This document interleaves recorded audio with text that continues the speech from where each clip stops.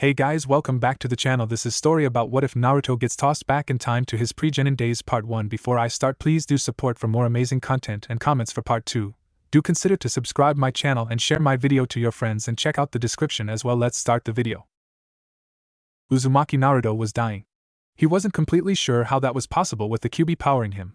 The demon fox was obsessed with living at all costs, even if it meant keeping his host alive, though Naruto had to wonder whether or not it was even possible to truly kill the thing. But it was happening. Fortunately for Naruto, the QB wasn't one to simply lie down and die. In fact, he was quite a stubborn beast. Something the human and the fox actually had in common.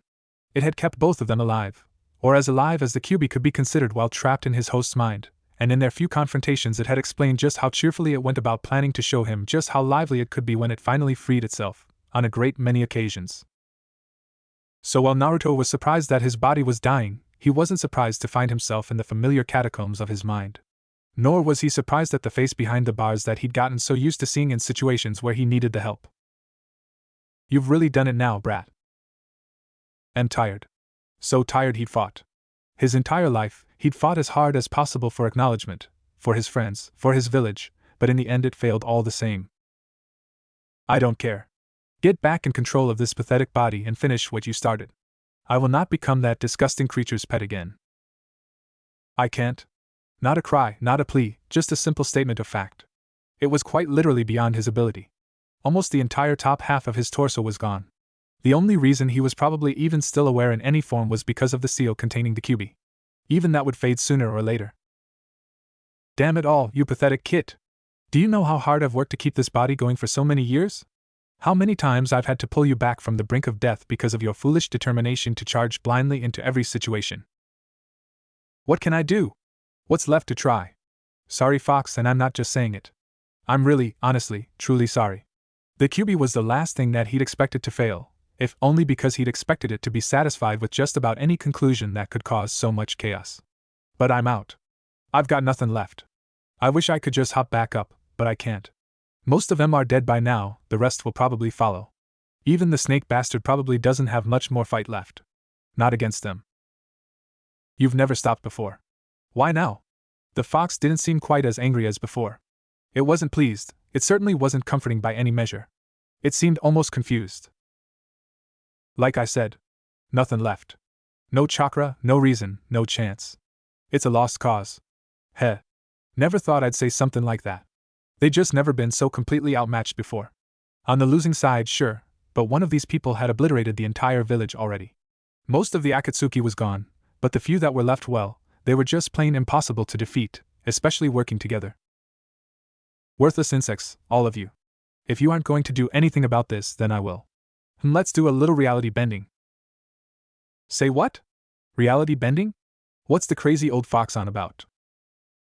"I'm not ready to die, but I'm not going to sit here and fall apart like some whimpering little rodent. I can't say I've ever tried something this extreme, but for once I think I'll take a page out of what did you call it? Ah yes, the Uzumaki Naruto Shinobi Handbook, and charge in like an idiot. No doubt this will hurt." The fox grinned at that. "Very, very badly. Good night." And he was right. If Naruto still had a functioning mouth, he would have screamed. Gaara of the Sand was knelt by his fellow Jinchuriki's body. Former Jinchuriki, at least. They'd simply run out. He still had some control over his sand, but nothing like he'd had with Shikaku, at least not after as much fighting as they'd done. For once, he was actually wishing that he'd still had his demon. As it was, he was practically helpless at this point. All of them were. Even the greatest of shinobi wouldn't be able to stave off exhaustion forever. They hadn't expected some massive final battle. They'd expected Naruto and his team to finish the job. As bizarre as it seemed, defeating enemies that seemed undefeatable was just what Konohagakura's Team 7 did. Unfortunately, that wasn't quite how it happened. The remaining members of the Akatsuki had decided it was time to make one last bid for the QB after this pain had already decimated Konoha in his initial search for Naruto, and with the eight-tailed beast finally in their hands due to some crafty work by the infamous Hashigaki Kisame. At the moment, it was working out rather well for them. Most of Konoha's best were already gone. Tsunade had been killed months earlier, attempting to avenge Jiraiya and save the village. The Akatsuki's leader had done the deed, just as he'd apparently done with at least one of her fellow Sannin. Not to mention most of the Leaf Village. Naruto had been blaming himself ever since, insisting that he could have helped if he'd only learned of the invasion sooner, finished his training properly instead of taking so long to mourn his lost mentor. The right hand of the Akatsuki, if he could really be called such, they weren't completely clear on that, was vicious. Unstoppable. A seemingly endless supply of summons, the ability to absorb ninjutsu and negate taijutsu, borderline immortality, control over every chakra element. He'd already killed a considerable number of Konoha's finest, and none of their allies would be able to get more help to them any time soon. Not long ago, the Reikage had tried to call for an alliance after the kidnapping of Kumogakure's last Jinchuriki, but it had ended in a miserable failure. Ambushes by the Akatsuki had left the Tsuchikage and Reikage dead, the Mizukage and Hokage missing, and since he was still recovering his powers after losing Shikaka, he was of limited use on his own. Suna had welcomed Konoha's refugees, but even their combined forces weren't nearly enough, and they couldn't count on the other villages to help when they were in chaos with the loss of their leaders. And now, their attackers had already finished most of the Jonin and started working on the other shinobi of Naruto's class. The now deceased Lee's master, Guy, and his remaining students were busy trying to defeat the blue, almost shark-like member of the Akatsuki. The greatest of the 7 swordsmen of the mist, they called him. Sakura and the 3 shinobi that had been traveling with Sasuke had left in pursuit of the strange plant-like Akatsuki agent some time earlier, when the numbers had still been to their advantage, after he'd killed the young Uchiha by surprise. Apparently his one-time enemy, as well as his allies, had been planning to turn on the Akatsuki when the time arrived. For what reason? Perhaps only the fallen Uchiha could have revealed the truth, and Zetsu had simply been waiting for his own opportunity to deal with the traitors. Looking into the distance, he watched the battle that none of them had seen coming. Nothing in the world could have prepared them for Orochimaru to come to their aid, courtesy of his servant's absorption of his remains. He was supposed to be dead, after all. Of course, none of them believed for a second that it was out of goodwill towards them or Konoha. In fact, he'd probably come with the intention of taking Sasuke's body. But with Sasuke dead when he arrived, he turned his eyes on the only remaining Sharingan wielder on the field. The duel between them had only gone on for moments before Orochimaru had assumed his immense serpentine form, drawing on his last resort when the Uchiha easily subdued him. And he was still losing to Madara. He was performing far better than any of them had, certainly. However, slowly but surely, he was being pushed back just as everyone else had been. So there Gaara knelt, next to the body of one of the few people he could call a friend. He couldn't aid any of the others in a fight, considering how weak as he was at the moment. Between time it was taking to regain his powers, attempting to readjust to being susceptible to illness and sleep deprivation, and attempting to fight as he had when he still hosted the beast, he was far too drained to do much more than watch and fend off stray attacks. But standing guard over his friend's remains was the least he could do to repay all the blonde child had done. Then there was a great cry, almost a shriek, as the massive 8-headed snake fell. A standing but clearly weakened figure with dark hair emerged from the mouth of the final head, crawling to his feet. As the last remaining Sannin pulled the Kusanagi sword from his mouth, preparing for yet another battle with the last remaining Uchiha, Gaara heard something from behind him. Turning his eyes from the battlefield, he saw that a seal on Naruto's stomach had started to glow a bright scarlet. Before he had a chance to wonder what was happening, the world exploded into fire, an excruciating pain coursing through his body, followed by darkness and silence. He hurt like hell. That was all he could think of to describe it. Eyes slowly opening, he quickly closed them again, turning into his pillow to get away from the light. Wait, pillow? Shooting up in his bed, he frantically looked around, wondering what was going on. Did I survive? How could he be? What had happened? Where was everyone? Bringing his hand to his forehead, he noted yet another problem. And why the hell am I so small? Ugh. He looked up at the ratty calendar on the wall, surprised to find that it was the old one he'd kept as a child. The problem was that the calendar was quite obviously wrong. According to the date, he should have been about 7. Taking a moment to think, his hazy mind pulled a few recent memories. The Kyuubi had done something. He wasn't sure what, but he knew that he'd heard the Kyuubi saying something about bending reality, or some such nonsense. So what, the giant ball of furry-looking chakra could send him back in time now? On the other hand, there really weren't many other reasons he could think of for why he was in a far younger version of his body, with no signs of Madara, pain, or the snake bastard anywhere. Maybe he was dead, and this was all some kind of strange afterlife? Or a genjutsu of some kind, but what reason would they have to put him in a genjutsu when he and the others were so clearly going to fail? They'd certainly never come off as the merciful sort, so he doubted it was a final act of kindness for a dying enemy.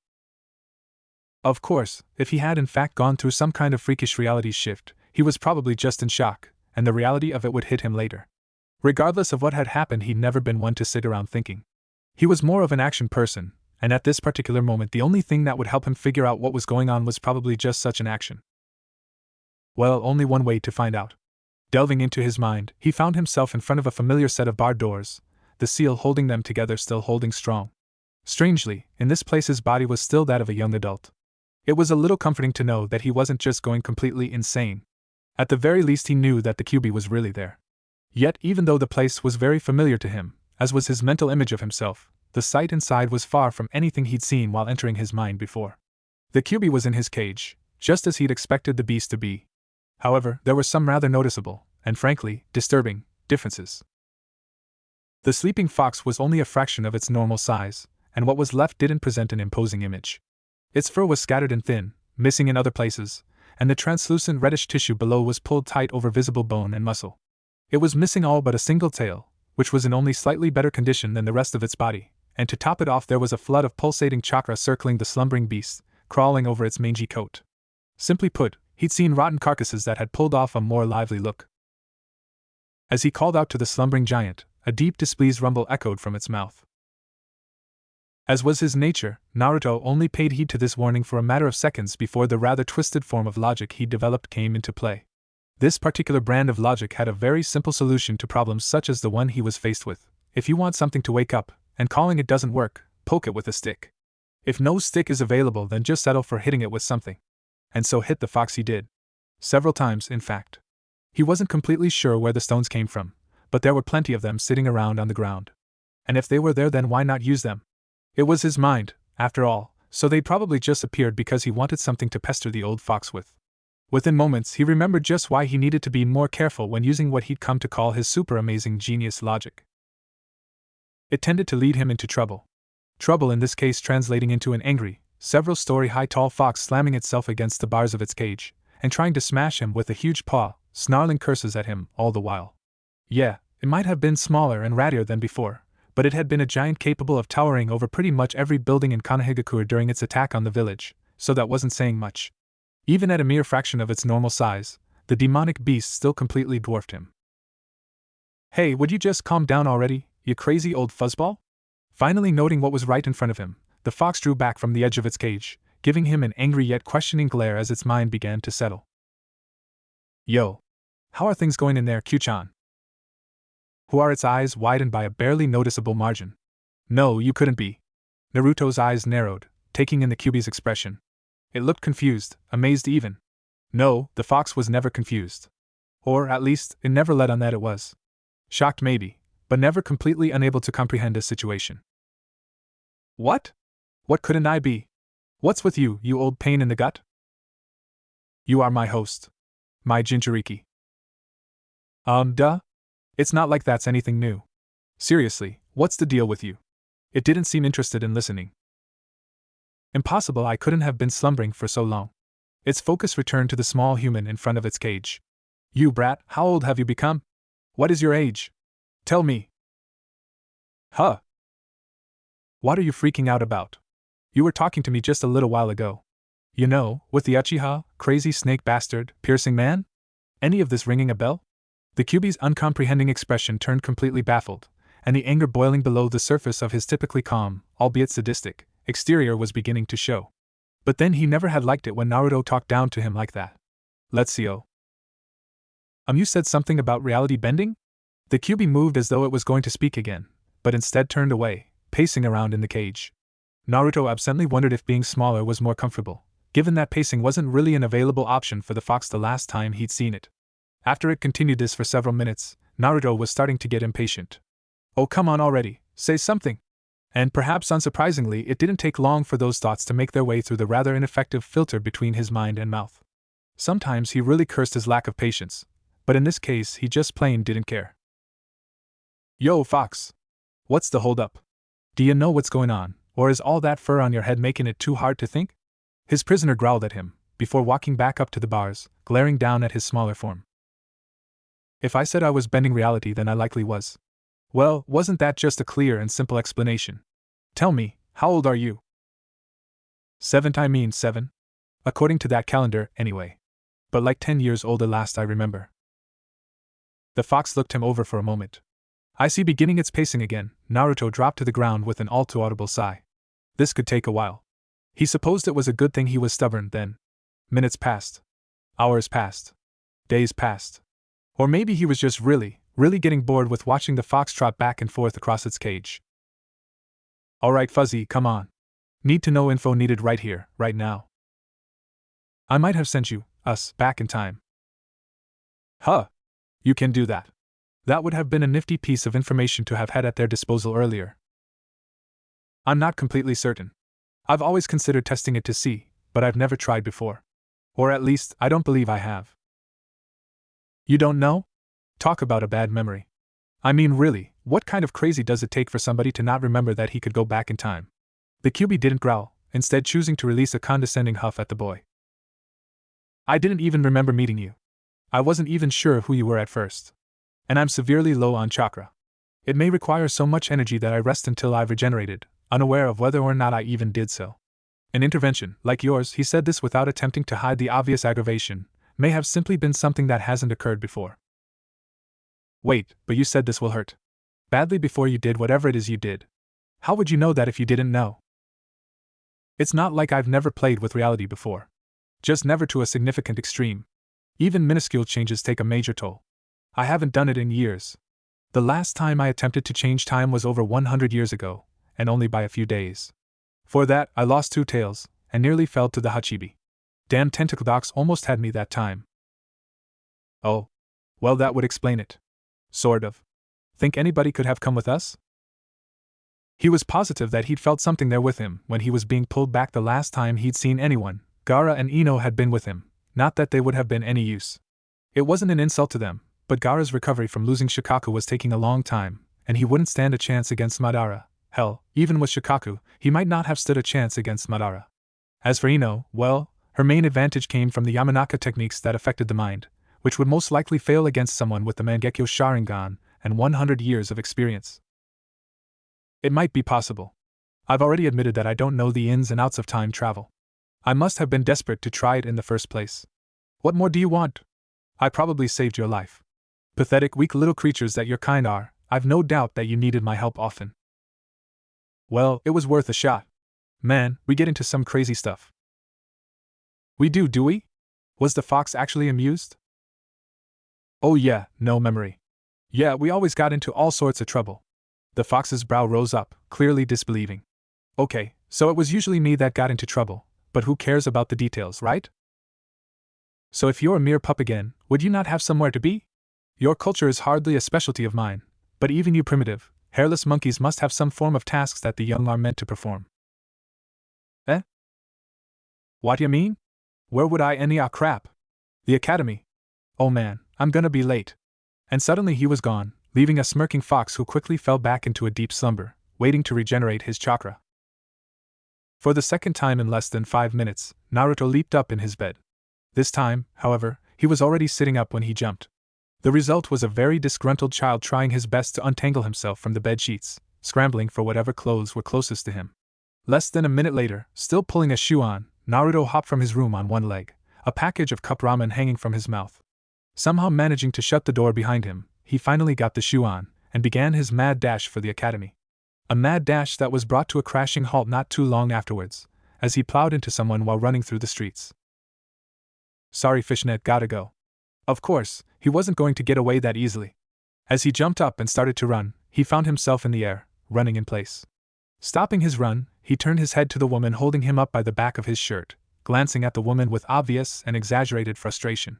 He might just be able to make it to the academy on time if nothing else went wrong, and this was pushing it. Fishnet? Mitarashi Anko hadn't been called Fishnet before. It sort of fit, of course, so she wasn't going to complain about it. In all honesty, she kind of liked meeting a kid who had the guts to say something like that to her face. But she was still annoyed at the boy for crashing into her. She'd almost lost her dango, and in Mitarashi Anko's books, such an action would be unforgivable. Don't like Fishnet? What about Dango Lady? Narrowing her eyes, Anko shook the small boy a few times. Fishnet was fine, cute even, but insulting the dango was a big no-no. It's Anko. And I almost lost my dango because of you, Blondie. Oh come on, Dango Lady, it's not like you really lost it. I'm gonna be late, so you can just let me go now. Did she just get dismissed by a child? The Hokage could dismiss her. Jiraiya or Tsunade could dismiss her.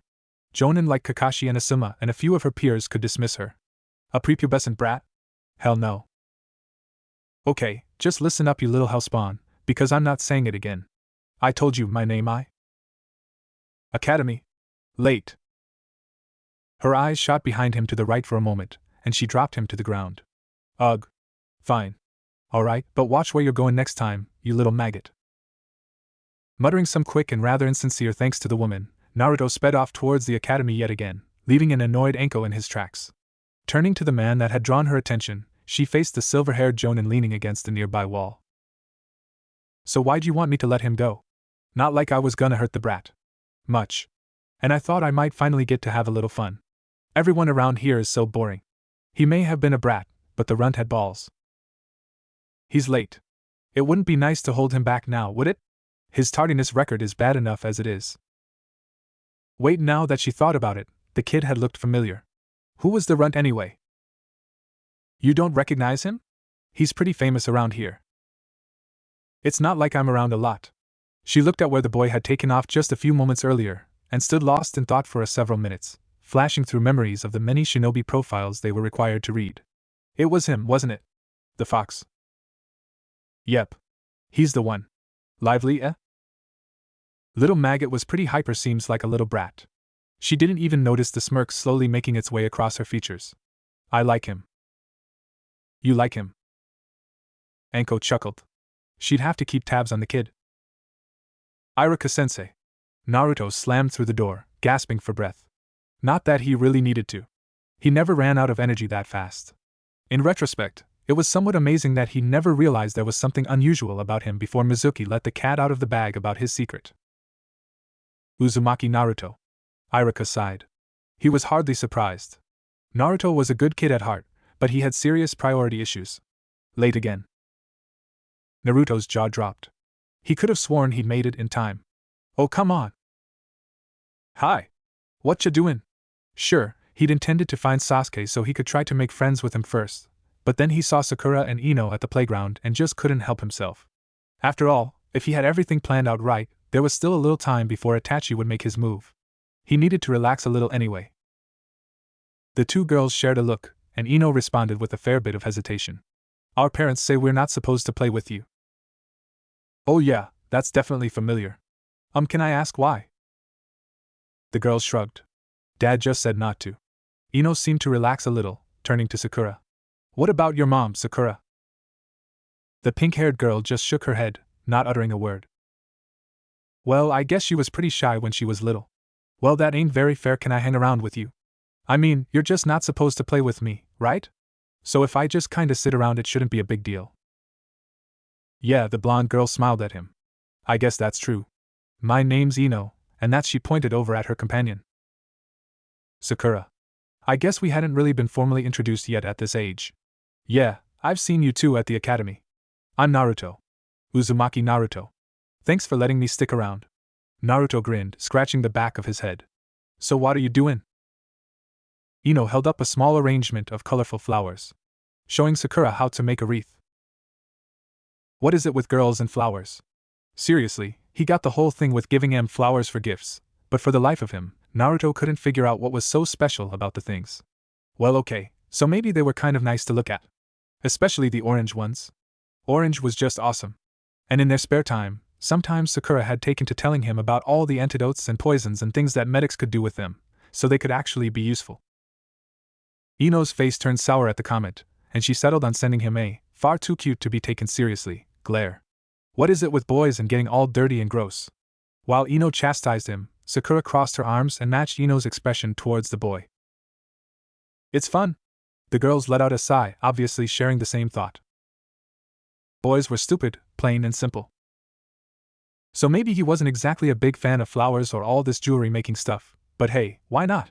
So, how do you put these things together? Ino gave him an odd glance.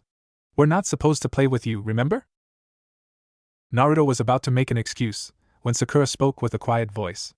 It's more like teaching though, right? So we're not really playing. Ino seemed to think it over, and Naruto grinned at Sakura. She always had been the smartest member of Team 7, so it was natural that she'd find a loophole. Naruto would have just said to ignore it. Sasuke, he couldn't honestly picture Sasuke even considering the issue worth his time. Yeah, Ino smiled at him again. That makes sense. Well, first you start B. Sakura. Ino. What do you two think you're doing? The three looked up to see a woman with pink hair glaring down at them. Or more accurately, glaring down at Naruto. Definitely Sakura's mom. Maybe he should have waited for a better time. Mom, what's wrong? Don't what's wrong me, missy? Your father and I have already told you, we don't want you associating with him. She turned towards the other girl, both of them looking away with a cringe at the woman's voice. And you, Ino. What would your parents have to say? But mommy, we were just… I don't want to hear it. The woman was almost shouting, and Naruto winced at the tone. It reminded him way too much of an angry Sakura. Something that rarely ended well for him. You two are coming with me. Now. But… Right. Now. Not wanting to anger the woman any further, Ino and Sakura took her outstretched hands, looking back at their new friend with apologetic glances. He simply grinned at them, and gave a small wave before walking off in the other direction, as if Mrs. Haruno had simply told them it was time to go, and that they could come back the next day. Well, that didn't go as well as he'd hoped. Now, evening was starting to make its way in, which meant he had more important business to attend to.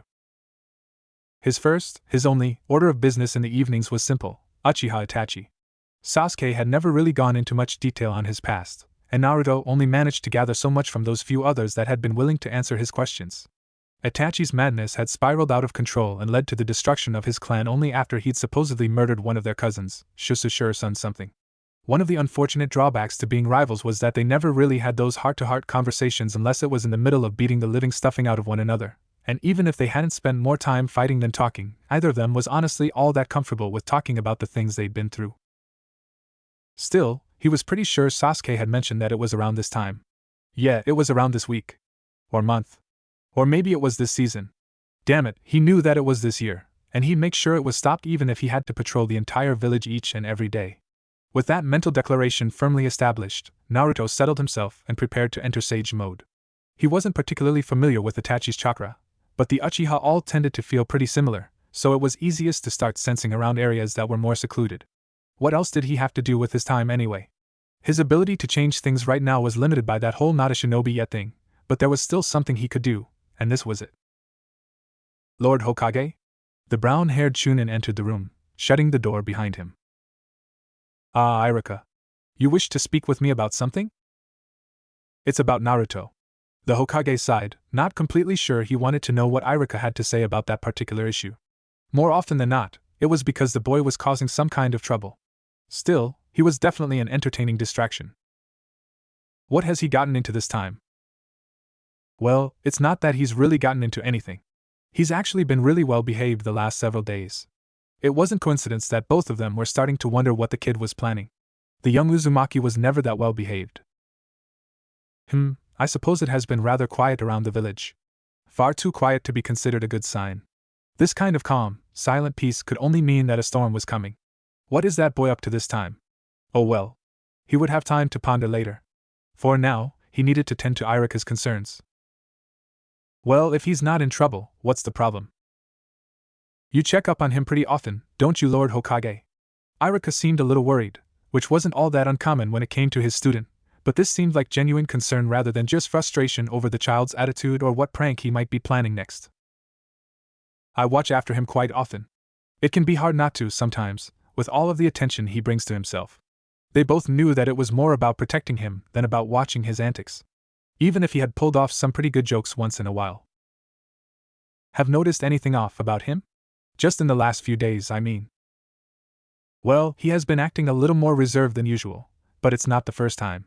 I suppose you still remember the incident at the Uchiha compound, correct? Irika nodded at that. It was hard to forget how angry Fugaku, head of the Uchiha clan, had been at waking up to find every one of the clan's symbols orange and blue, including those on the police corps headquarters. What was Naruto's reaction? Totally worth it. But you don't believe this is the case? It was more of a statement than a question. The Hokage paused, thinking back over Naruto's recent activities. He was spending a considerable amount of time near the Uchiha compound yesterday.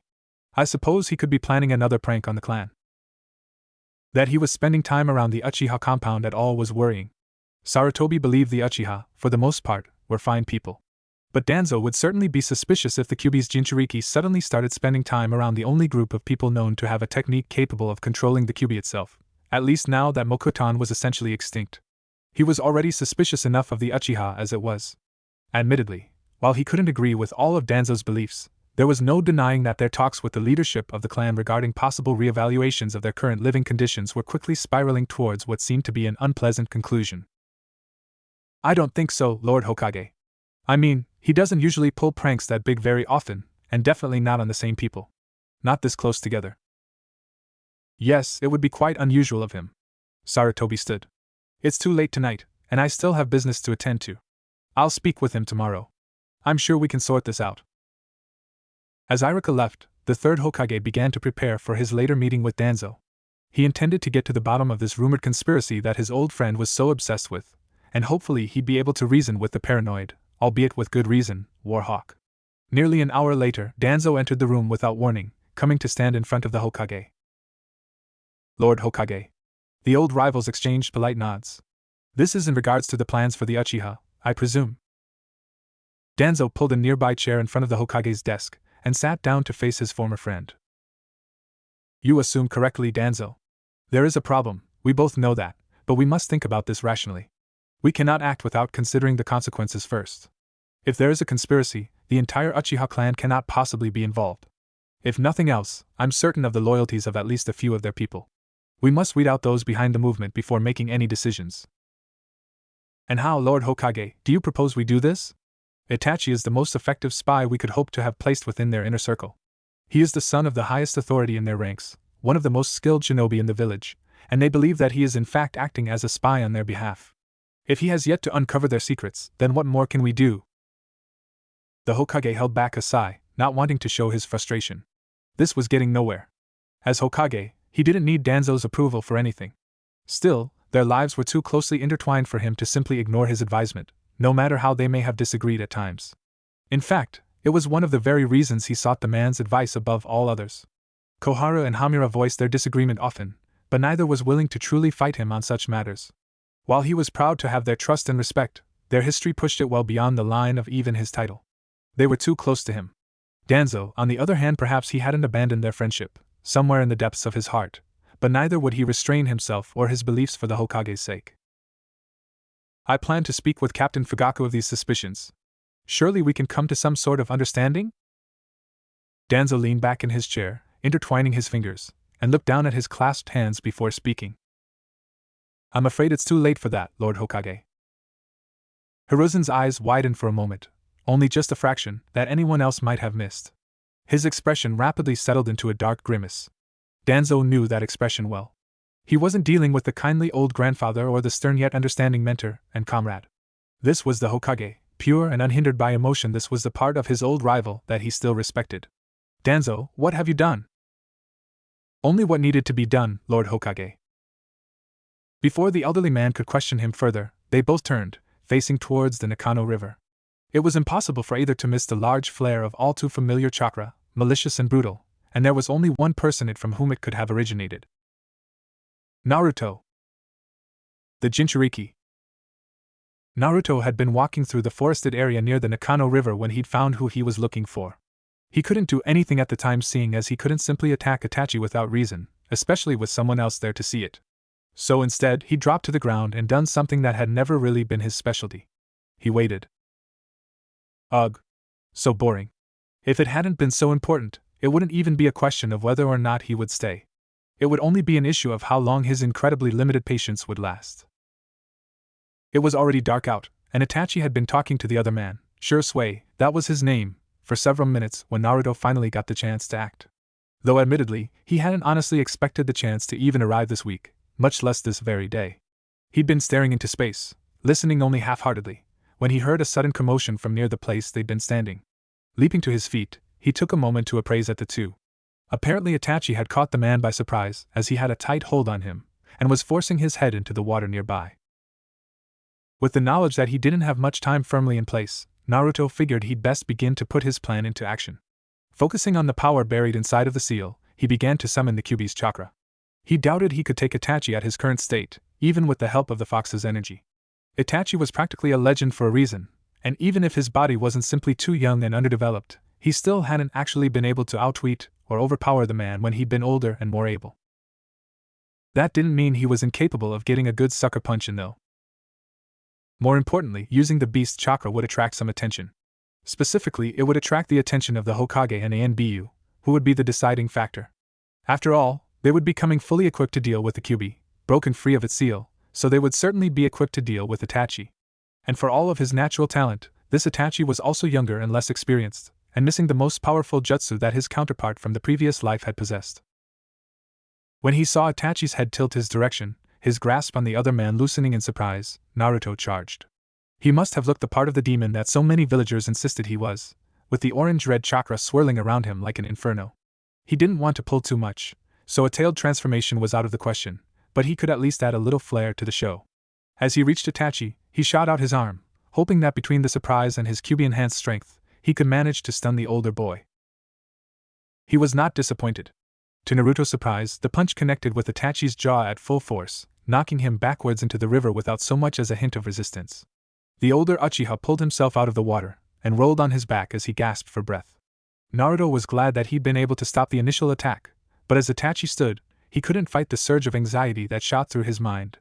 This Shursui character was still out of it, at least for a little bit, and the element of surprise wasn't going to work to his advantage now that Itachi's focus had shifted to him. Come on people, what the hell? He was pouring out the fox's chakra like a freaking waterfall. Where were the reinforcements? Having a few Anbu nearby, or hell, even a few random gate guards, would be nice about now. Seeing Itachi suddenly disappear, Naruto ducked in anticipation of the coming attack, but stayed near the coughing man's body. If Itachi was trying to kill him, it had to be his best friend. Killing your best friend was how Sasuke said that you achieved the Mangekyo Sharingan, after all. Itachi appeared behind him, a windmill shuriken raised above his head, and brought the weapon down. Naruto raised his arm and closed his eyes, anticipating the blow, only to open them in surprise moments later when it didn't come. The Uchiha was staring, edge of the weapon resting mere centimeters from his target, but didn't make any further aggressive movements. Naruto didn't drop his defensive posture either, but even knowing what could happen, he couldn't resist the urge to look into the older shinobi's eyes. They'd only met a couple of times in his life, and one thing that Sasuke's elder brother had never been was expressive. Yet now he showed a clear expression of consideration, Sharingan focused right back on the red beast-like eyes. Both could feel the strange connection, a sort of interest, or perhaps something entirely different that Naruto probably couldn't even begin to figure out. It didn't last for more than an instant, however, as Itachi's attention shifted to something in the distance. The Uchiha flipped backwards, just barely dodging a swarm of kunai, and surveyed the area for a moment. Naruto turned towards the source of the attack and felt his chest constrict. Kakashi-sensei? Itachi realized who it was as well, and knew it was time to leave.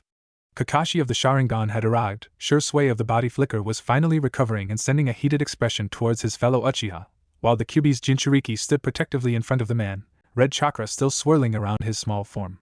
Furthermore, it was obvious that there were going to be more shinobi arriving soon as well. Shursui. It seems we'll have to continue this another day. And as for you, Jinchuriki, both of the older men stilled at this, apparently having failed to realize that Naruto was actually aware and in control of himself. Itachi closed his eyes, cocking his head to the side in an amused manner. No. I suppose it doesn't mean anything now. As he disappeared again, his body flickered more than fast enough to escape any pursuing shinobi that may have come to investigate, and Kakashi turned back towards Naruto and Shursui. Anyone care to explain just what the hell is going on here? He was strangely calm for a man who'd been involved in the battle with the Kyuubi, and who'd lost a close friend and mentor of his own to the beast that was currently trapped in the boy in front of him. As Shursui stood, preparing to explain, Naruto felt his consciousness slipping away, and dropped to the ground moments later. After moving to check on the boy, and finding that he was simply asleep, Shursui turned to the older shinobi. Itachi attacked me? The kid, he saved my life. This definitely seemed familiar. Human. No response. Boy. Nothing. Child. Not a twitch. Kit. What had he called him before? Spawn. Nope. Midday snack. Fun, but not insulting enough. Brat. Too cliché. Awaken this instant, you damnable scum-ridden worthless piece of piss-furred filth. Yep. That was the ticket. Seiwa. Naruto sat up, quickly realizing that he was back in front of the Kyuubi's cage. He rubbed at his eyes for a second, and took a slow look around before they came to rest on the creature in front of him once again. He was spending a surprisingly large amount of time here lately. Hey Fuzzy-chan, you're looking better. And he was. He'd gotten bigger, though still not nearly as massive as he'd once been, and he had two tails rather than the one he'd had before. His fur was less patchy, and his flesh didn't stretch so tightly against the bone. Naruto couldn't even act surprised. Its biggest impact on him over the years was its regenerative abilities, after all. It made sense that the fox would replenish its energy pretty quickly. Not that this had stopped him from taunting the demon by referring to him as a Fuzzy-chan more and more often. How many times have you awakened me from my slumber at this point? And now when you find the time in your busy schedule to waste my own, you decide to take a little nap. What is it that you want? Speak and be gone. I don't know. I just kinda passed out, and here we are. Passed out? You weren't gone for that long. What could you possibly do that would be nearly exhaustive enough to make you pass out? Hey, it's been a couple of days. That's plenty of time for me to get into some kind of mess. You really weren't kidding when you said we had a tendency to get in trouble. Told ya. You don't seem surprised to be here. Has this happened before? Let's see, yeah, it's happened once or twice. When I get hurt or something, I'll usually pop in and you'll load me up with Kachra. Chakra. All great shinobi say Kachra. Anyway, you'll give me Kachra till I can smash whatever's causing the problem. I see. So in summary, you truly are an idiot. Naruto went on, ignoring the question entirely. Anyway, I actually do have something to ask you about. Well, normally, when I use the chakra. I thought all great shinobi said Kachra. Shut up, Fuzzy-chan. Anyway, normally I'm fine. But this time when I used it, I only did it for a few minutes before the lights went out. I don't get it. Any ideas? The Kyuubi let out a sigh. How did even its sighs manage to sound like roars? Obviously expecting the question, and responding with a slow, exasperated voice that was normally reserved for small children. Your body is younger, even if your mind is not. If you truly do have such access to my chakra, it's bound to cause a serious strain on your body. Pump my chakra into a flea and see what happens. A flea, huh? An accurate enough analogy, given your remarkable stature. That's a crack at my height, isn't it? It can learn. Will wonders never cease? Hey, it's not my fault I didn't get too much food as a kid. And you're making me get off track. So basically, without the training and stuff that I had before, that little bit was still too much, right? Did I not just get finished explaining that? Perhaps I should consider smaller words next time. Wheelio crap. I figured that this might happen, I just didn't expect it such a small amount to push the limit. You've realized that you're a bumbling fool who overestimates his own abilities. How wonderful. Now get out.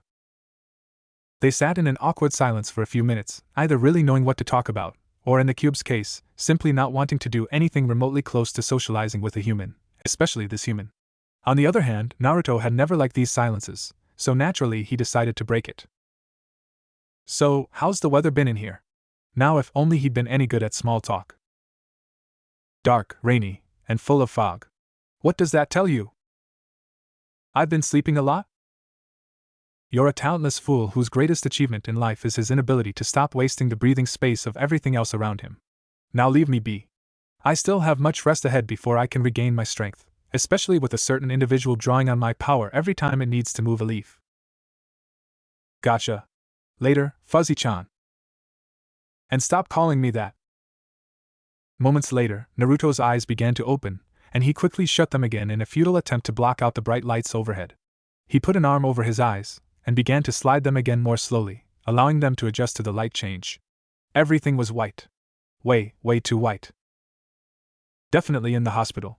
Feeling a strange weight on the opposite end of the bed, he sat up and looked forward, only to come face to face with the boy that Itachi had been meeting with so often. The older boy was sitting cross-legged on the end of his bed, staring intently at the young Jinchuriki across from him. Creepy. I'm telling you, their whole family is freaking creepy. What's up? You saved my life. Yeah, I guess so. What, was that something strange? Yeah, they thought he was a monster, but they really wouldn't expect him to save somebody from being drowned? You. He's not getting over that one, is he? Yep. Me. And who the heck are you? Sure sway. Why? Naruto shrugged at the question. It wasn't as though he could be very honest in this situation. I dunno. 'Cause you looked like you needed it? Shursui fixed him with an odd stare. So what was that strange chakra you were using? Huh. It was my natural chakra? Crap. It wasn't technically a lie considering he'd had it since not long after he was born, but it sure wasn't a satisfying explanation. Shursui's stare became more thoughtful, and a tad more suspicious. Chakra isn't visible. Not normally, anyway. I could see yours clearly even without my Sharingan, and it looked a lot like something from the... Shursui-san. The voice of the third Hokage spoke from the doorway, a clear hint of warning in his voice that anyone who knew him would recognize. Still, even though the tone held a touch of warning, the grandfatherly smile remained etched on his features. I need to speak with our young guest. If you could kindly give us a moment, it would be highly appreciated. The old man stepped forward into the room, followed by the man Shursui recognized as Captain Hataki. Shursui nodded, pushing himself off the foot of the bed and giving the Hokage a small bow before walking from the room, shutting the door behind him. Kakashi watched the door for a moment, lifting the headband to use the Sharingan eye that Naruto now knew he concealed behind the leaf symbol, before turning to the Hokage and giving him a nod. Clear. The Hokage returned the nod, and turned to Naruto with a smile. Hello, Naruto-kun. How are you feeling? Naruto grunted half-heartedly. Like crap. I hate hospitals, old man. Thought you'd know that by now. You hate hospitals? Whatever for? Free food, friendly neighbors, young, pretty nurses with such short skirts. The Hokage seemed to drift into his own world, and Kakashi gave a slight cough. Naruto scoffed. Oh please. The food sucks even if it is free. The friendly neighbors are smelly old people, boring grown-ups, and not friendly everyone else. You've got me on the nurses though, Gramps. Wait, am I supposed to be too little to notice that kind of thing right now? HM? Oh yes. He focused on Naruto again. My apologies. I'm afraid I drifted off for a moment there. I must be getting older than I thought. Naruto gave him a skeptical stare. Pfft, drifting off cause of your age, my ass, you dirty old man. Just wait till you see my improved sexy jutsu sets, then we'll see if it's just your old age distracting you so much. Anyway, I needed to speak to you about the events of last evening. Last evening? What do you mean by last night exactly? What time is it? Oh, about 3 in the afternoon. 3? Oh man, Iruka-sensei is gonna kill me. Don't worry. I mean, I'm late a lot, but man. Naruto, I'm trying to tell you that I'm so dead. Giving up on grabbing his attention, the Hokage waited until Naruto finally had to take a breath before clearing his throat. Once he had the boy's attention, he continued. I've already spoken with Iruka. Don't worry, you've been excused. For a moment Naruto looked relieved, but then he was upset all over again. Ah man. I wasted an entire day of vacation in bed. What a rip-off. Naruto, the Hokage's tone turned serious. All of this aside, we have some very important matters to discuss with you. Okay. He turned to Kakashi, as if just noticing him, and began pointing his finger at the man. Hey, it's the masked pervert. Naruto-kun, the boy looked to him.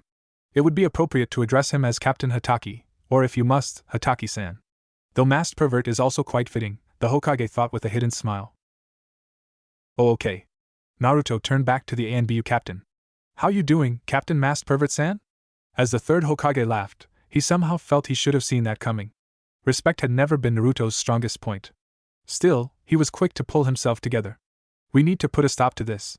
I can't allow us to continue getting distracted. Naruto-kun, we need to stop playing games. There is a very serious matter to discuss about recent events. Naruto frowned and sat up, crossing his arms. The third was honestly surprised. He rarely saw Naruto being so serious about something. Anything, really? So what do you want, Gramps? What do you recall about last night? I need to know everything that you can remember about what occurred with Shursui and Itachi Uchiha. Oh, you mean the guy who was in here before? Nothing much. The other guy attacked him, then I just kind of blanked out. He paused as if he were trying to think of something. Nope, that's about it. Then I woke up here. You don't recall anything unusual? For example, a strange light, or some strange feelings? Anger, or perhaps a hunger of some kind? Naruto glanced back and forth between Kakashi, who was leaning against the wall and looking towards the door, and the Hokage. After a few seconds, he decided that he might as well tell them that he knew about the fox. It'd certainly make trying to keep them from getting suspicious about the things he did a bit easier. Oh, you mean Fuzzy-chan? The Hokage's expression didn't change much, but Kakashi's head tilted towards him, clearly more interested than before. Pardon me, but who or what is this, Fuzzy-chan that you speaking of? Well, there's dogs, raccoons, I guess bears are probably kind of fuzzy, and there's ALS. Naruto. The third frowned slightly, obviously not pleased with Naruto's little joke. Okay. Fuzzy-chan, you know? The big fox thing that lives in my head. Or my gut, really, if you think about it. That's where he said the seal is. Freaking hates it when I call him that, but he always calls me a rodent or a hairless monkey or things like that. The big fox that the Hokage cut off, closing his eyes and rubbing the bridge of his nose, trying to gather his thoughts. The Kyuubi has contacted Naruto somehow. That can't be a good sign. Yet it doesn't seem to have influenced him. But he clearly used its chakra. Naruto-kun, he started again, unsure of precisely how to phrase his question. What kind of contact do you have with this Fuzzy-chan? Not a lot. I mean, we talk now and then, but he mostly just says how he wants to eat me and stuff. He's a pretty funny old furball when he gets mad. Oh, and he said something about letting me have his chakra when I was in trouble, but… Chakra, actually. The Hokage corrected him absent-mindedly, re-evaluating Naruto's situation. So the Kyuubi had actually allowed him to access its chakra because he was in danger? He wasn't as amazing with sealing as Minato had once been, but surely the seal must have had something to do with it. Based on their knowledge of the Kyuubi, it wouldn't simply do something to help another of its own free will. It must have viewed a threat to Naruto as a threat to its own life, or whatever it had that resembled a life after being sealed away. But you don't feel anything odd? Kakashi spoke up for the first time, surprising Naruto. No bloodlust? No anger? You don't want to attack anything? Nah, nothing like that. I mean, one time I did go running after a big tanuki all covered in sand and I've got this thing with snakes, but I think that's all more me than him. Why? Should I? No. Kakashi reached into the pocket of his vest, pulling out a small book that Naruto would recognize anywhere by now. You seem to be fine. The Hokage had to agree. While he doubted the Danzo or any of the others would feel the same, Naruto did seem to be unaffected by the Kyuubi. Or at the least, he showed no signs of being influenced any time in the near future. He would suggest that Danzo leave the boy alone for now. Very well, Naruto-kun. Perhaps you should get some more rest. Kakashi, if you would escort our young friend home? Kakashi nodded, and gave a small bow of his head as the third Hokage left the room, intent on having a word with his childhood rival about the Jinchuriki and the actions of Itachi Uchiha. This complicates things considerably. Fugaku Uchiha was speaking with the other leaders of the clan, pondering the impact of the recent events on their revolution. We'll have to put our plans on hold. But Fugaku-sama, we've come so far. And in a matter of hours, we've lost too much. Fugaku was getting tired of this discussion. Itachi clearly wasn't going to be helping them. It would seem their suspicions regarding his eldest son's true loyalties might have been truer than they had hoped. He closed his eyes, waiting for yet another objection. Fugaku-sama is right, another of them spoke up. We can't even let Shisui-san in on our plans now. You know how he adored the traitor, and he's always been one of the most loyal to Konoha. If we were to go to him now, he probably won't believe anything we have to say. Indeed. Fugaku opened his eyes again, pleased that someone else understood. Itachi has betrayed us. And without Shisui, we've lost two of our greatest warriors. To make matters worse, it is now quite clear that Danzo and the Hokage know of, or at least suspect, our intentions. Does anyone here truly believe that we can defeat them, as well as all of their supporters, with one of our greatest shinobi missing and when another might turn against us if we move too quickly? There were no objections this time. So it's agreed then? The man who'd supported Fugaku moments ago spoke up.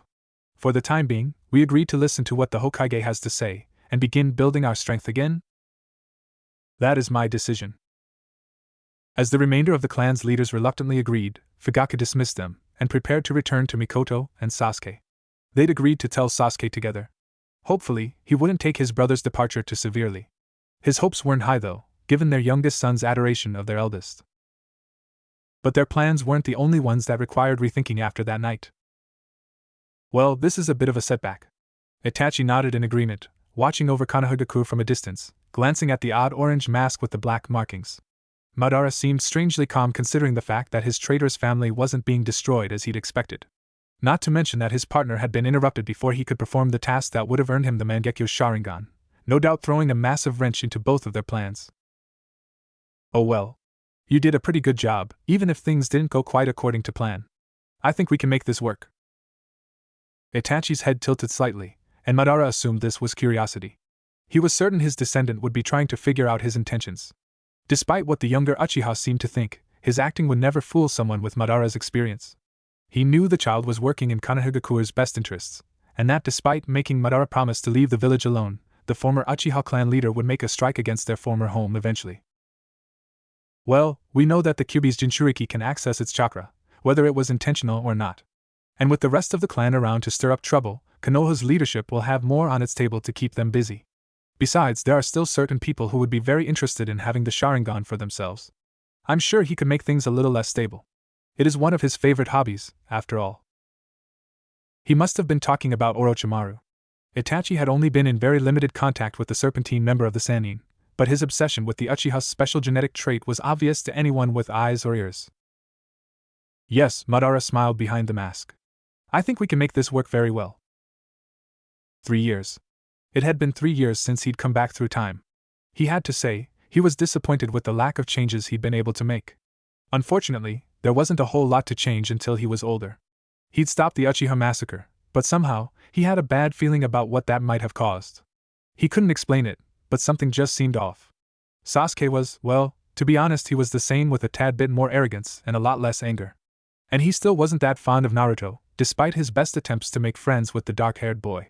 He wasn't cruel, of course, but he just didn't seem to care about what he did. No, he hadn't really paid any attention to Naruto before until they'd been put on the same team, and Naruto hadn't wanted him to at the time. But having the closest thing he'd ever had to a best friend look at him with nothing more than slight curiosity wasn't quite the greatest feeling he'd ever had.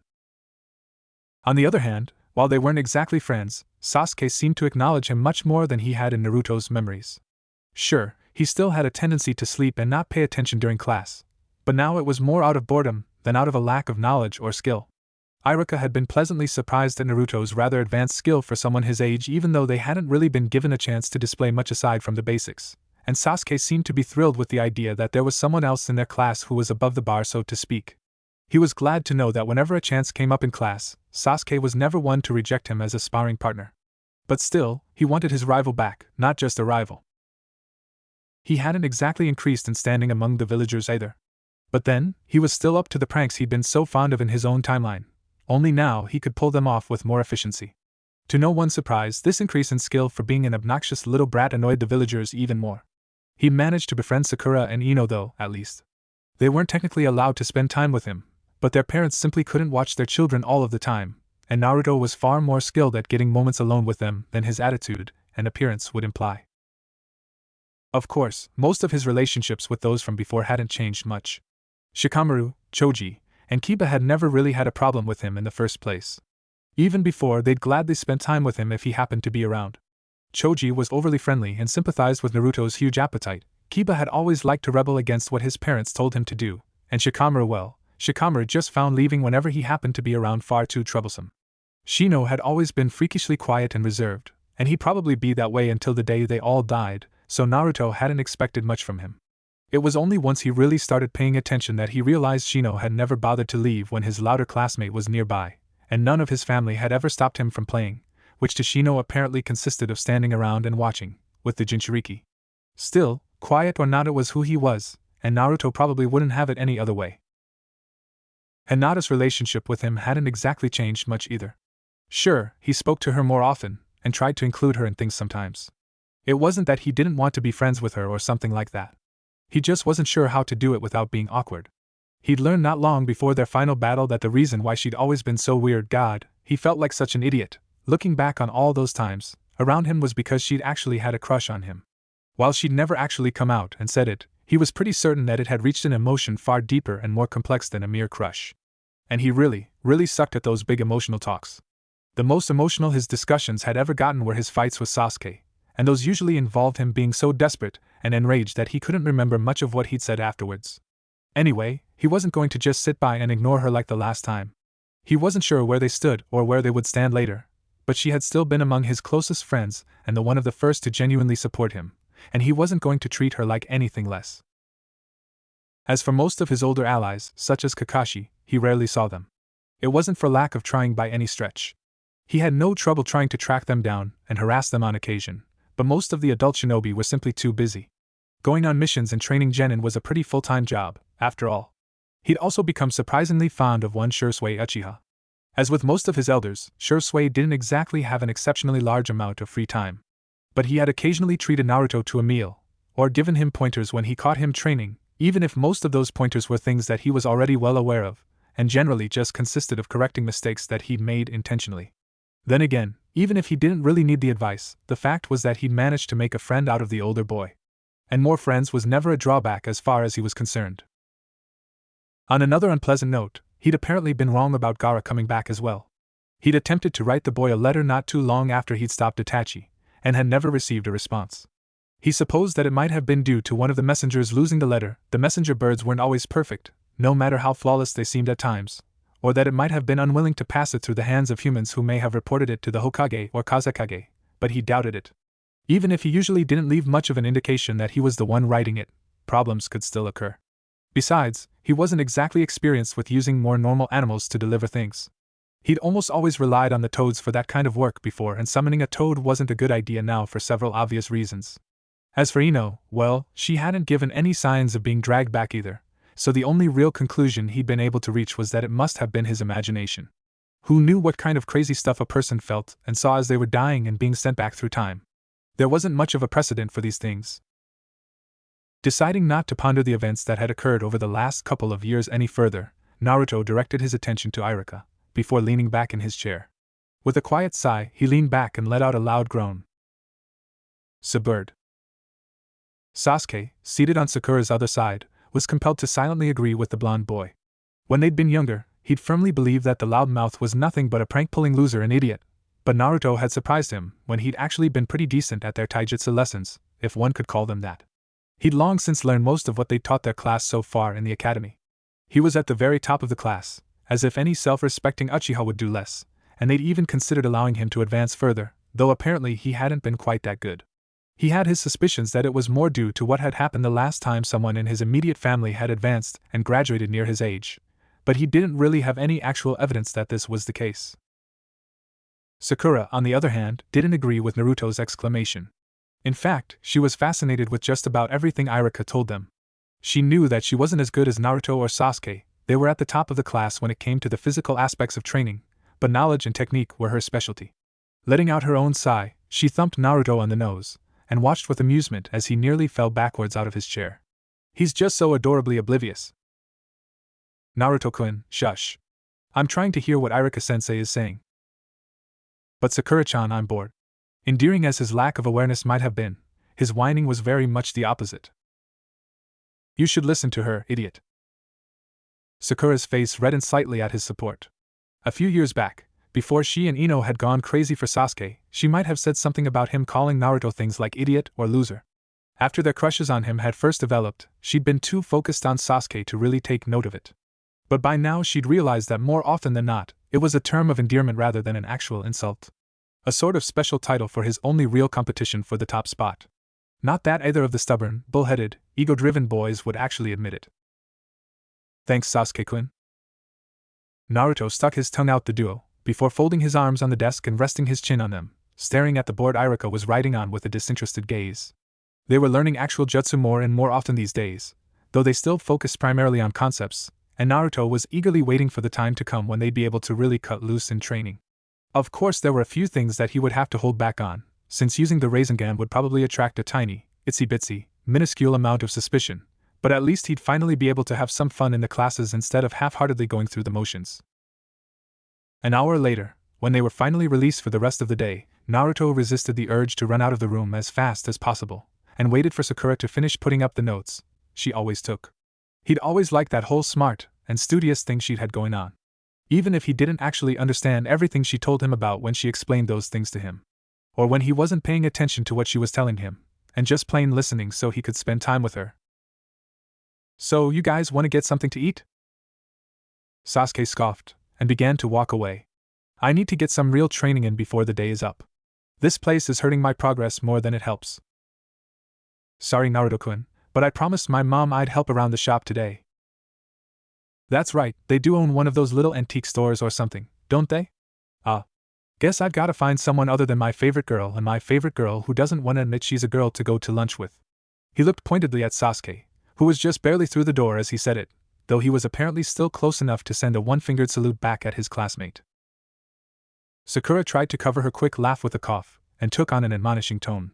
Naruto, you shouldn't make fun of him like that. What? It's not my fault. Maybe if he didn't spend so much time trying to look like such a pretty boy, I wouldn't call him a girl. Honestly, how many guys out there are really more girly than him? Besides Haku. And Itachi. And sometimes Sai. And a couple of those other guys from the Akatsuki. And then I guess Orochimaru was using a girl's body for a while, so he was pretty girly.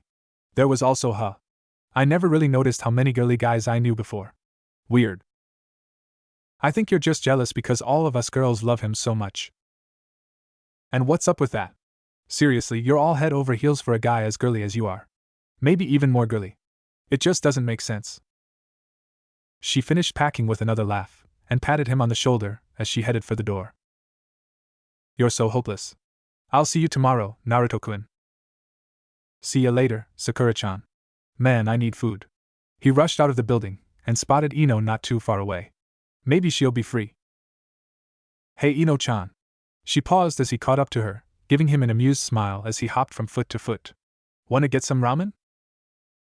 Ew, gross. No way. Do you have any idea how much that'd throw off my diet? Damn it, what's with these girls and those stupid diets? They're not anywhere close to being fat. Oh come on, ramen is the perfect food? So many flavors, and so cheap, and…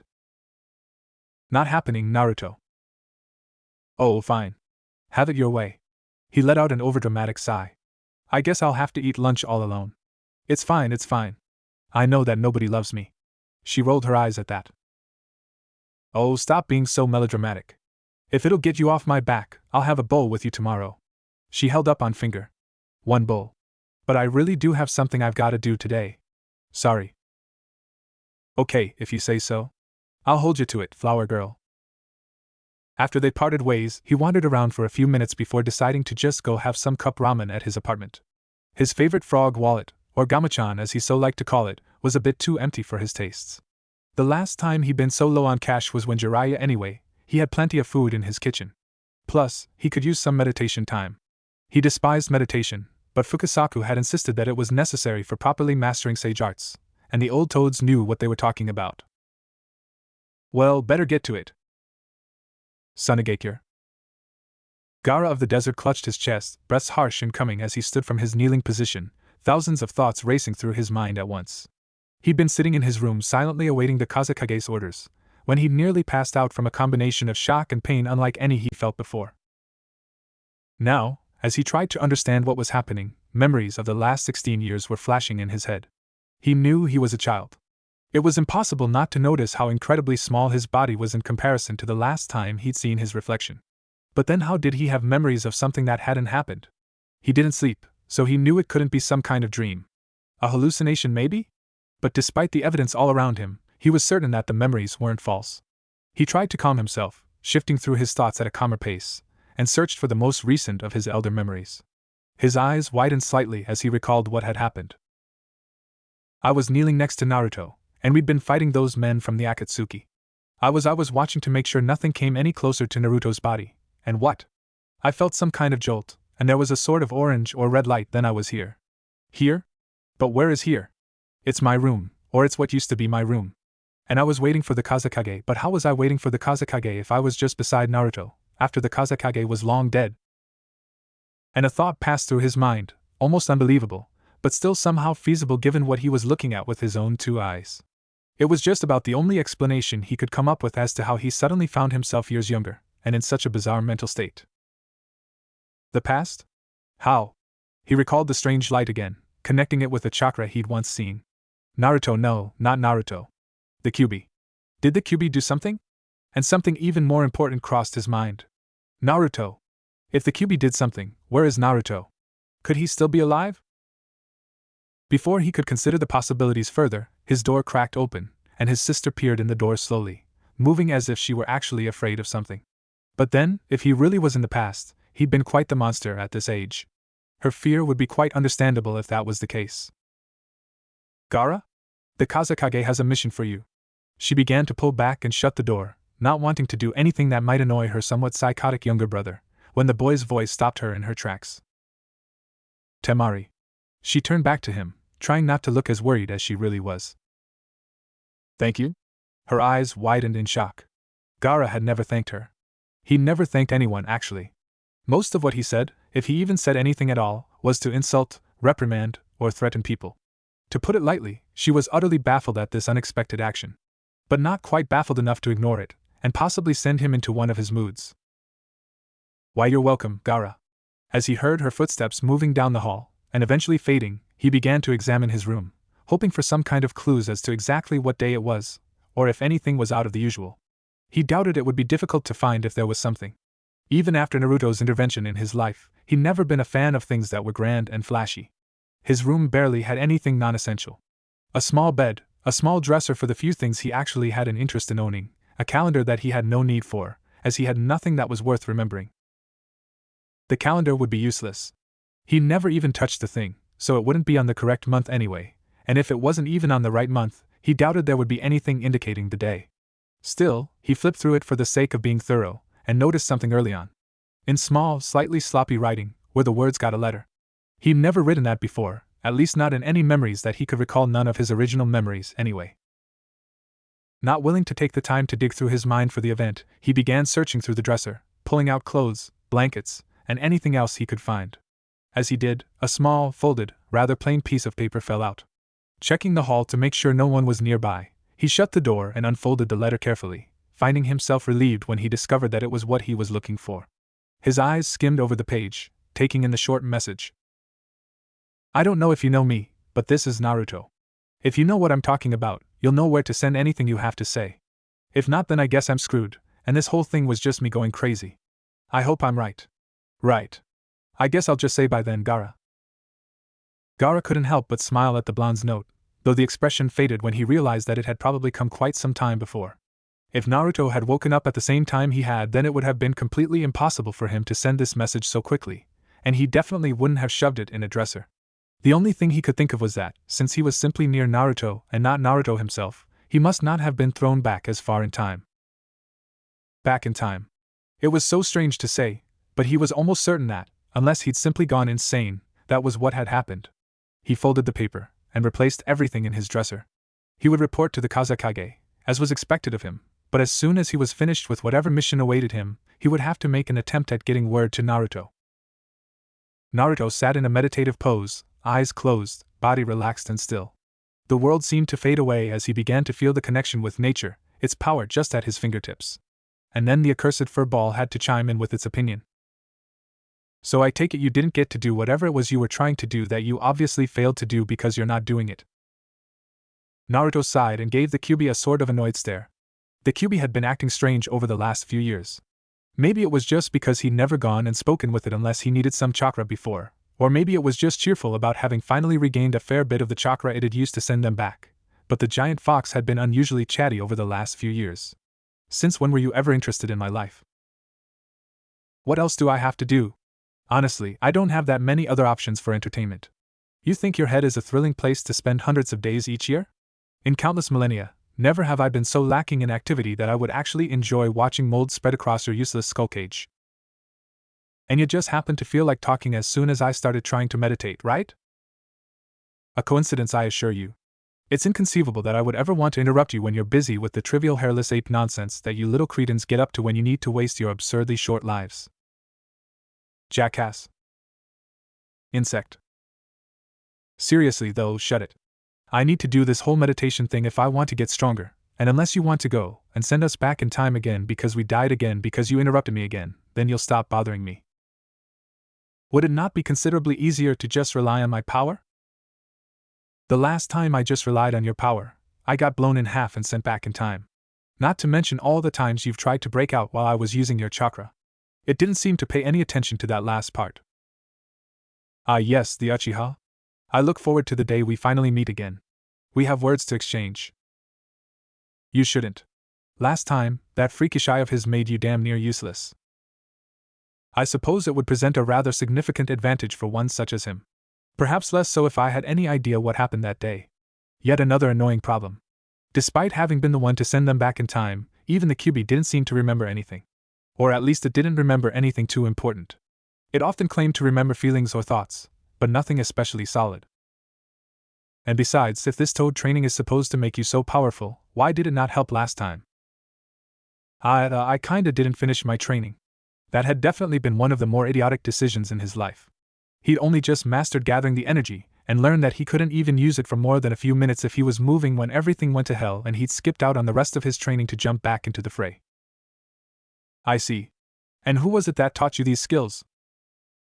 Man, why is he so curious all of a sudden? I learned from Fukasaku. He's one of the toad sages. Yes, I know of them. They're nothing compared to we-tailed beasts, but they are rather impressive for lesser creatures. If nothing else, they're certainly more of a thrill to crush beneath one's feet than humans. Oh, and who was it that sealed you away again? Oh yeah, I remember.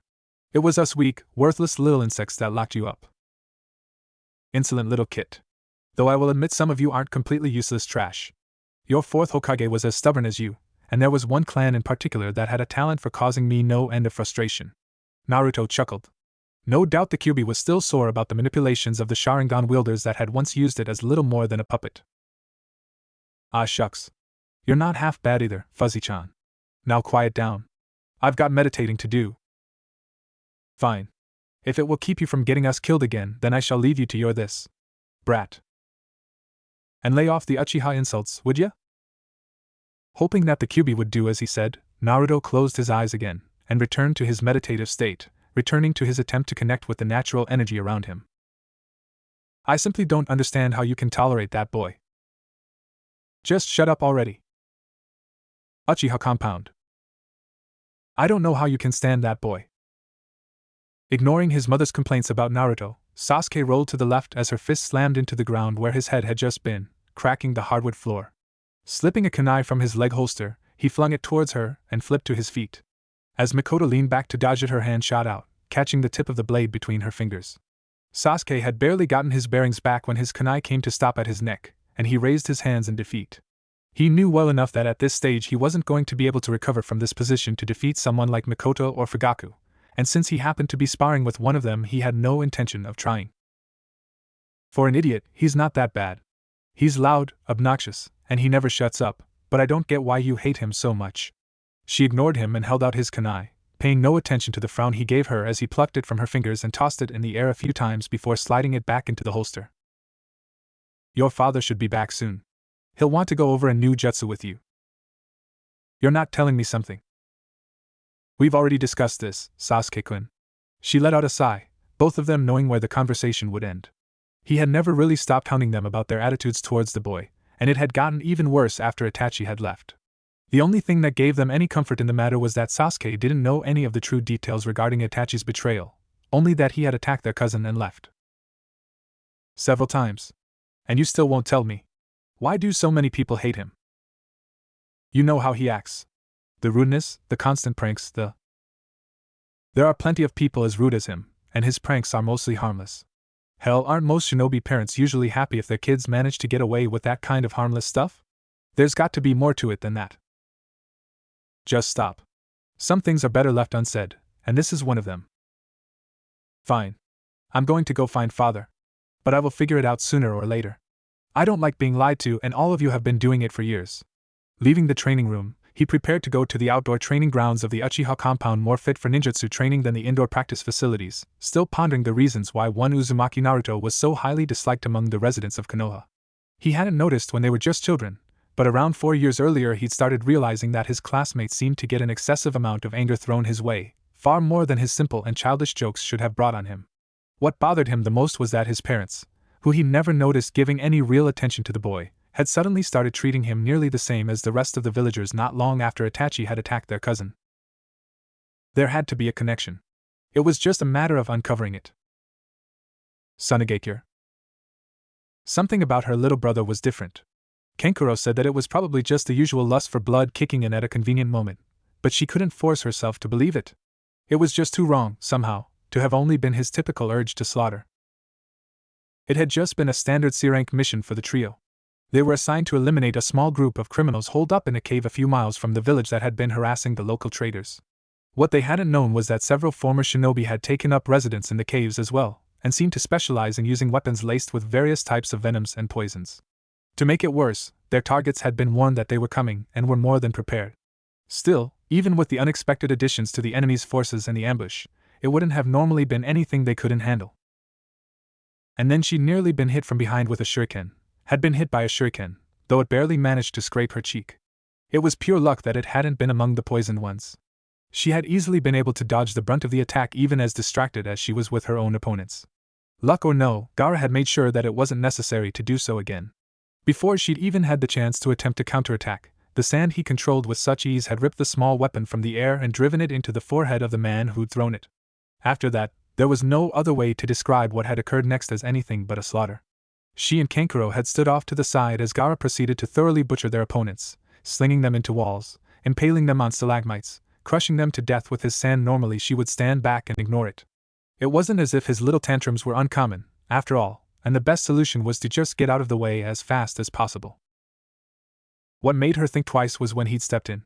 When their team first arrived, he'd simply sat off in the shadows and watched as they fought with their enemies, only bothering to get involved when he'd been attacked directly. It was only after someone targeted her with an attack that successfully managed to scrape through her defenses, even just barely, that he'd become truly engaged in the conflict. Then there was that little out-of-character thank you earlier the previous morning, which she still couldn't figure out. He'd never thanked anyone, much less for simply delivering the Kazekage's orders. No, she was certain that they were missing something. Kankuro probably noticed it as well, no matter what he might have said on the matter. Of course, they weren't insane enough to bring it up in front of their brother. Perhaps he really had suddenly been afflicted with some unexplainable urge to defend his siblings for once instead of watching impassively as they risked their lives. But they weren't about to tempt his wrath by questioning his actions. As Gaara gave them a curt nod and began walking towards his room, glancing over the small trail of blood running from the cut on her cheek, she knew she was right. Something very unusual was going on with their little brother. Ignoring Kankuro's worried glance, she waited until Gaara had been out of sight for a few minutes before making a decision. Ignoring the slight burning sensation around her wound, she slowly made her way to his room.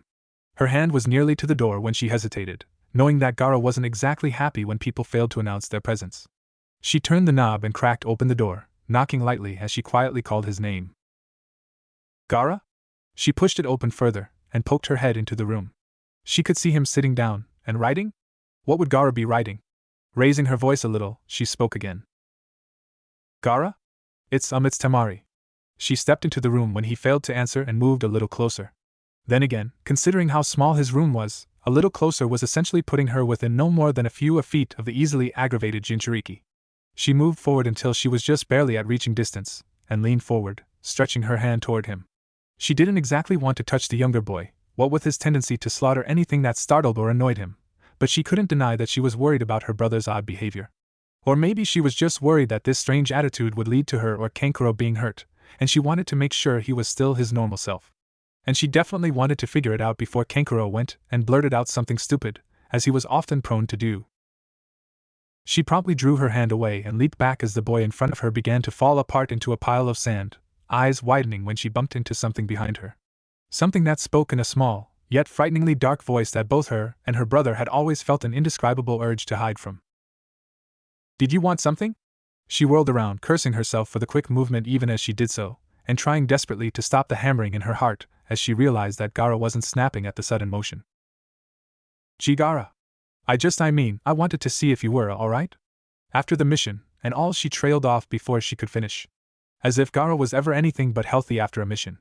It was a pathetic excuse, and she knew very well that it wouldn't fool her youngest brother for a second unless he was very, very distracted for some reason. I'm fine. He reached toward her, and for a moment she thought he was going to make sure that she was as far from fine as she could possibly become. That same simple gesture of raising his hand had ended with more than a few mangled bodies, crushed beneath a coffin of sand. The panic began to set in at least until his finger glided across her cheek, wiping across the small wound with uncharacteristic gentleness. You should probably clean that. Go to the medical center. Could be poison too. She felt herself being lightly pushed from the room, and turned to see the sand that they'd come to fear pulling back from her as she crossed through the threshold. I need some privacy. And with that, the door was closed, and she was left wondering how she'd managed to survive entering what Gaara considered his territory, actually touching him, and having the closest thing to a conversation with him that she'd had with her youngest brother in her entire life. She'd been standing outside his door lost in her thoughts for nearly 10 minutes before she finally dragged herself away and head for the medical center as per Gaara's advice, deciding not to tell Kankuro about the little incident. Knowing him, he tried to do something stupid to see if he could bond with Gaara and end up ticking him off. With or without his strange new attitude, she wasn't willing to bet that an angry Gaara would be any more pleasant to deal with than before. Gaara, however, continued about his business. He knew very well that she was still outside his door, but the odds of his siblings coming back into his room or office when he wanted to be alone were low even when they'd had a better relationship. Now that he was back at a point in time when they were terrified to even look at him wrong, the odds were practically non-existent. He wrote down a few words on a small piece of paper, and molded his sand to resemble a bird. He definitely wasn't going to trust any of the human messengers in the village, nor would he trust any other form of communication that the Kazekage might be capable of tracking. He'd rarely ever used the sand to move anything a great distance, but the situation called for it. Until the Kazekage's death, he'd never had any reason to send anything. After the Kazekage's death, he had no need to concern himself with others prying into his business, since they either respected him or were too terrified of Shikaku to defy his requests. Besides, with the demon present in his mind again, he would really have little else to do with his nights. Rolling up the note, he placed it in a small opening in the imitation bird and sealed it. Things would probably be better if it didn't look like anything was being delivered at all. Naruto Uzumaki. It seems you've given us another chance. Let's hope we can make use of it. The next day, Konoha. Well, class is almost over, but I have good news. Today, we'll begin working on the basic clone technique. Now, first we'll review the concept behind the jutsu. The clone technique utilizes non-physical copies of those who use it for the sake of distraction and evasion. Iruka formed the ram hand seal. To do this, you begin with the ram, which... Naruto's head hit the desk with a thud as he tuned out Iruka's voice, and cursed whoever had invented the technique. He never had gotten around to learning how to use the standard clones. He'd always figured it was pointless since he could create solid copies that could actually fight instead of just distract. In retrospect, he supposed that he probably should have tried to figure it out when he came back in time, with it being one of the jutsu that his class was expected to know every time the exam came around. What are you so upset for, loser? It's not a hard technique. I've already been able to do it for a year now. You should be able to figure it out eventually. It's okay, Naruto-kun. Most of us are pretty new to this, and you did pretty well on the other stuff Iruka-sensei taught us. Sakura gave him a pat on the shoulder, trying to comfort the blonde as he glared at a smirking Sasuke, and trying to hide her reaction to Sasuke's claim. Which of course matched the thoughts of every other girl nearby that happened to hear what he'd said. Sasuke is so cool. Now, would anyone like to give it a try? At the ensuing silence, Iruka sighed and turned towards their desk. Sasuke? Fine. Why do I always have to do these stupid demonstrations? It's such a waste of time. He made his way to the front of the room, and stood in front of Iruka with a scowl. He lazily went through the signs, clearly bored, and one of the intangible clones appeared to his right and left, perfect imitations of the original. Naturally, this led to cheering from the girls in the class, and a combination of grumbling, congratulations, and silence from the various boys in the class. Very impressive, Sasuke. You can go back to your seat. Sasuke released the illusions and returned to the desk, clasping his hands in front of him and staring off into space with a bored expression, easily ignoring the looks he was receiving from almost every girl in class. Wow, Sasuke-kun, Sakura leaned towards him with a blush. That was so cool. Wow, Sasuke-kun, Naruto raised his voice, trying to imitate what he liked to call Sakura's lovey-dovey voice. That was so cool.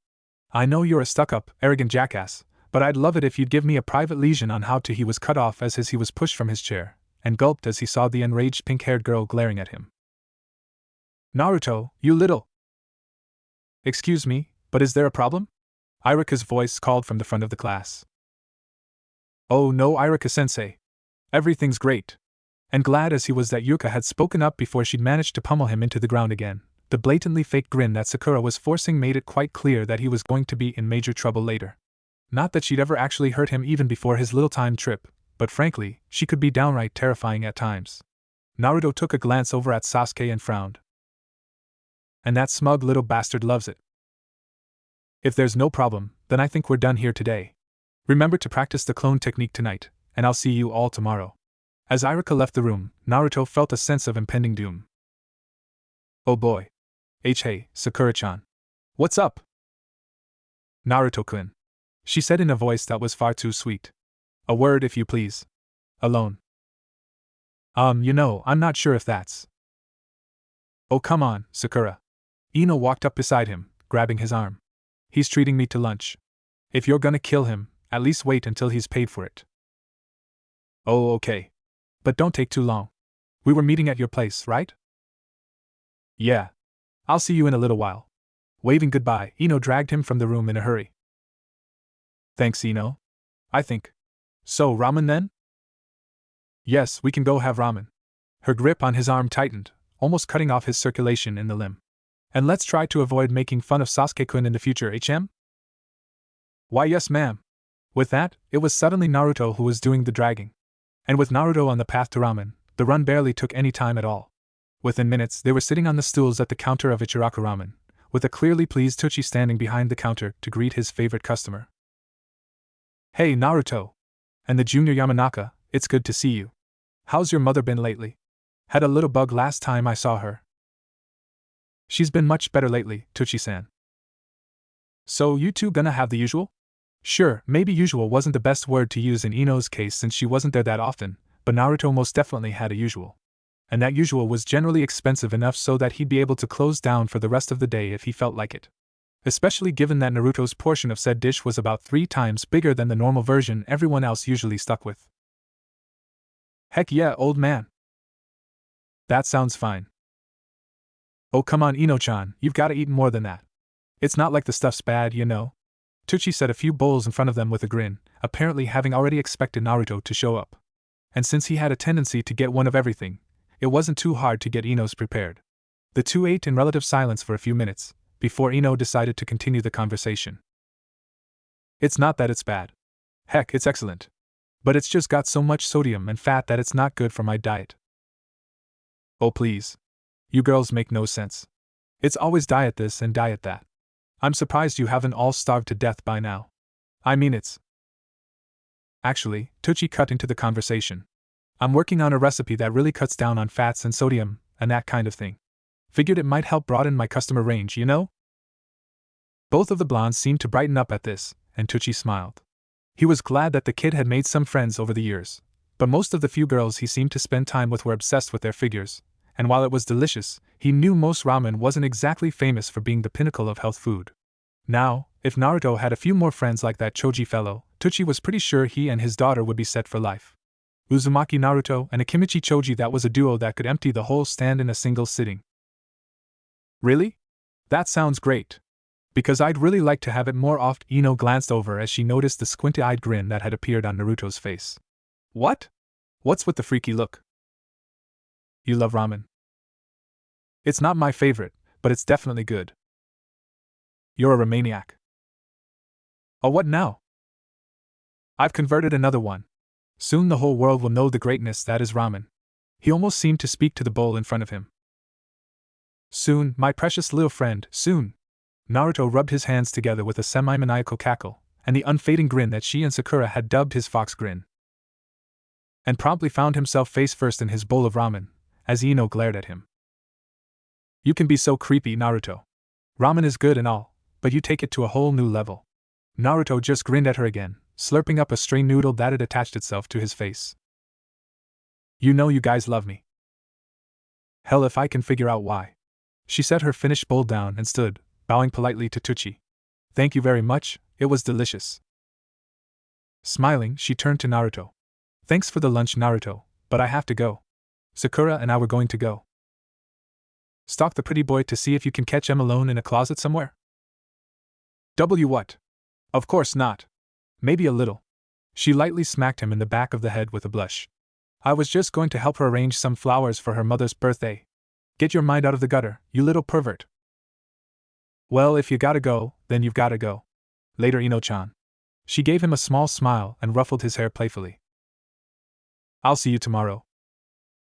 Just minutes after she'd left, as Naruto was getting into yet another bowl, he jumped in surprise when a small sandy brown bird landed on the counter.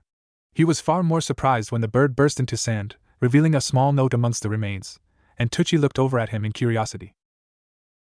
HM? What's that? Looks like a letter. Teuchi grinned, prodded his arm with a spoon. Got yourself a girlfriend, kid? Why? No, no. Nothing like that. Sorry, old man, but I gotta go. Mind if I pay you back tomorrow? Nah, go on. He shook his head with a laugh as Naruto took off. He didn't know what the letter was about, but it must have been important to the kid for him to take off like he did.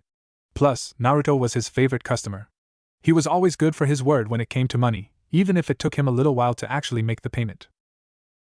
After rushing back to his apartment, Naruto unfolded the small note and began reading it to himself. I remember everything, Uzumaki Naruto. But we should limit our communication. It is good to hear from you again. Gaara. Okay, so maybe he didn't actually write the pauses, but Naruto had known the man for long enough to realize that he'd probably be uncomfortable with the whole expressing himself thing. Unable to hold back a grin, Naruto let out a quick cheer, glad to know that Gaara had apparently remembered their past, or future, or whatever they wanted to call it. Remembering the future. Man, it still feels weird to say that. He folded the letter and placed it in his left pocket, already trying to figure out what he could do now that he wasn't completely alone in this little adventure in the past. 1 month later. Another bowl, please. A glare, some slurping, and... Bowl, please. Slurp. Bowl. Slurp. Bowl. Bowl. Bowl. That's disgusting. Sakura scowled at Naruto and Choji as they raced to put down as much ramen as physically possible in a 5-minute time span. Ino nodded in response, matching the scowl. In the meantime, Kiba was cheering on Choji, while Shino and Shikamaru watched the show silently and Hinata quietly encouraged Naruto. They were all there for more or less the same reason, after all. The first time that Naruto and Choji had decided to have one of these little competitions, the older man running the ramen stand and his daughter had been frantic trying to keep up the supply of ramen for the ravenous duo. As a result, they had stated in no uncertain terms that they wanted a little warning the next time the two black holes decided to compete in their shop. But more importantly, Kiba had noticed the spectacle as he passed by, and in a display of cleverness that was rather unusual for him, had subtly started making bets over which of the two would win.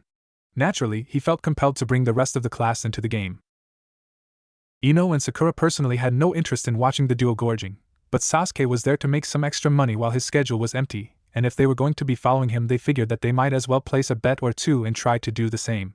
Shino simply seemed curious as to what his classmates did with their free moments, as he rarely spent time with them outside of the academy, and Shikamaru figured it was an easy way to get paid without having to actually put any effort into it. Being a genius probably didn't hurt his odds. As for Hinata, she had yet to even place a bet, instead arriving for the sake of spending time with her crush and because it was easier to feel like she was part of the group in these little outings, as compared to when they were in the classroom. And so there they sat once again, staring at the display with a sort of morbid fascination as the two bottomless pits guzzled and slurped, gulped and burped, then asked for another round. As the two simultaneously reached for another bowl, a dark-haired man dashed into the stand, nearly toppling over Kiba in the process. Am I late? Is it over already? Kiba smirked at him, holding out a hand. Nope. Just 2 minutes in. You betting the usual? Heck yeah. Shursui Uchiha dropped a few coins into the younger boy's hand, and began cheering Choji on alongside the Inuzuka that he had unofficially dubbed as his gambling rival. Shursui's appearance was more due to a combination of loving Tuchi's cooking and enjoying the sport than actually wanting to make any money.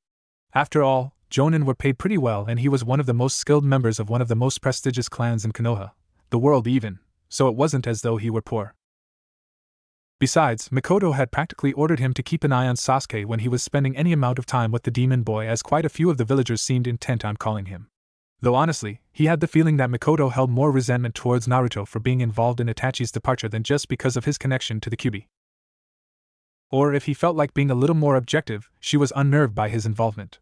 They'd had their fair share of arguments on the matter, and it was easy to see that she found it frightening to think that the Kyuubi might be able to influence or control its Jinchuriki.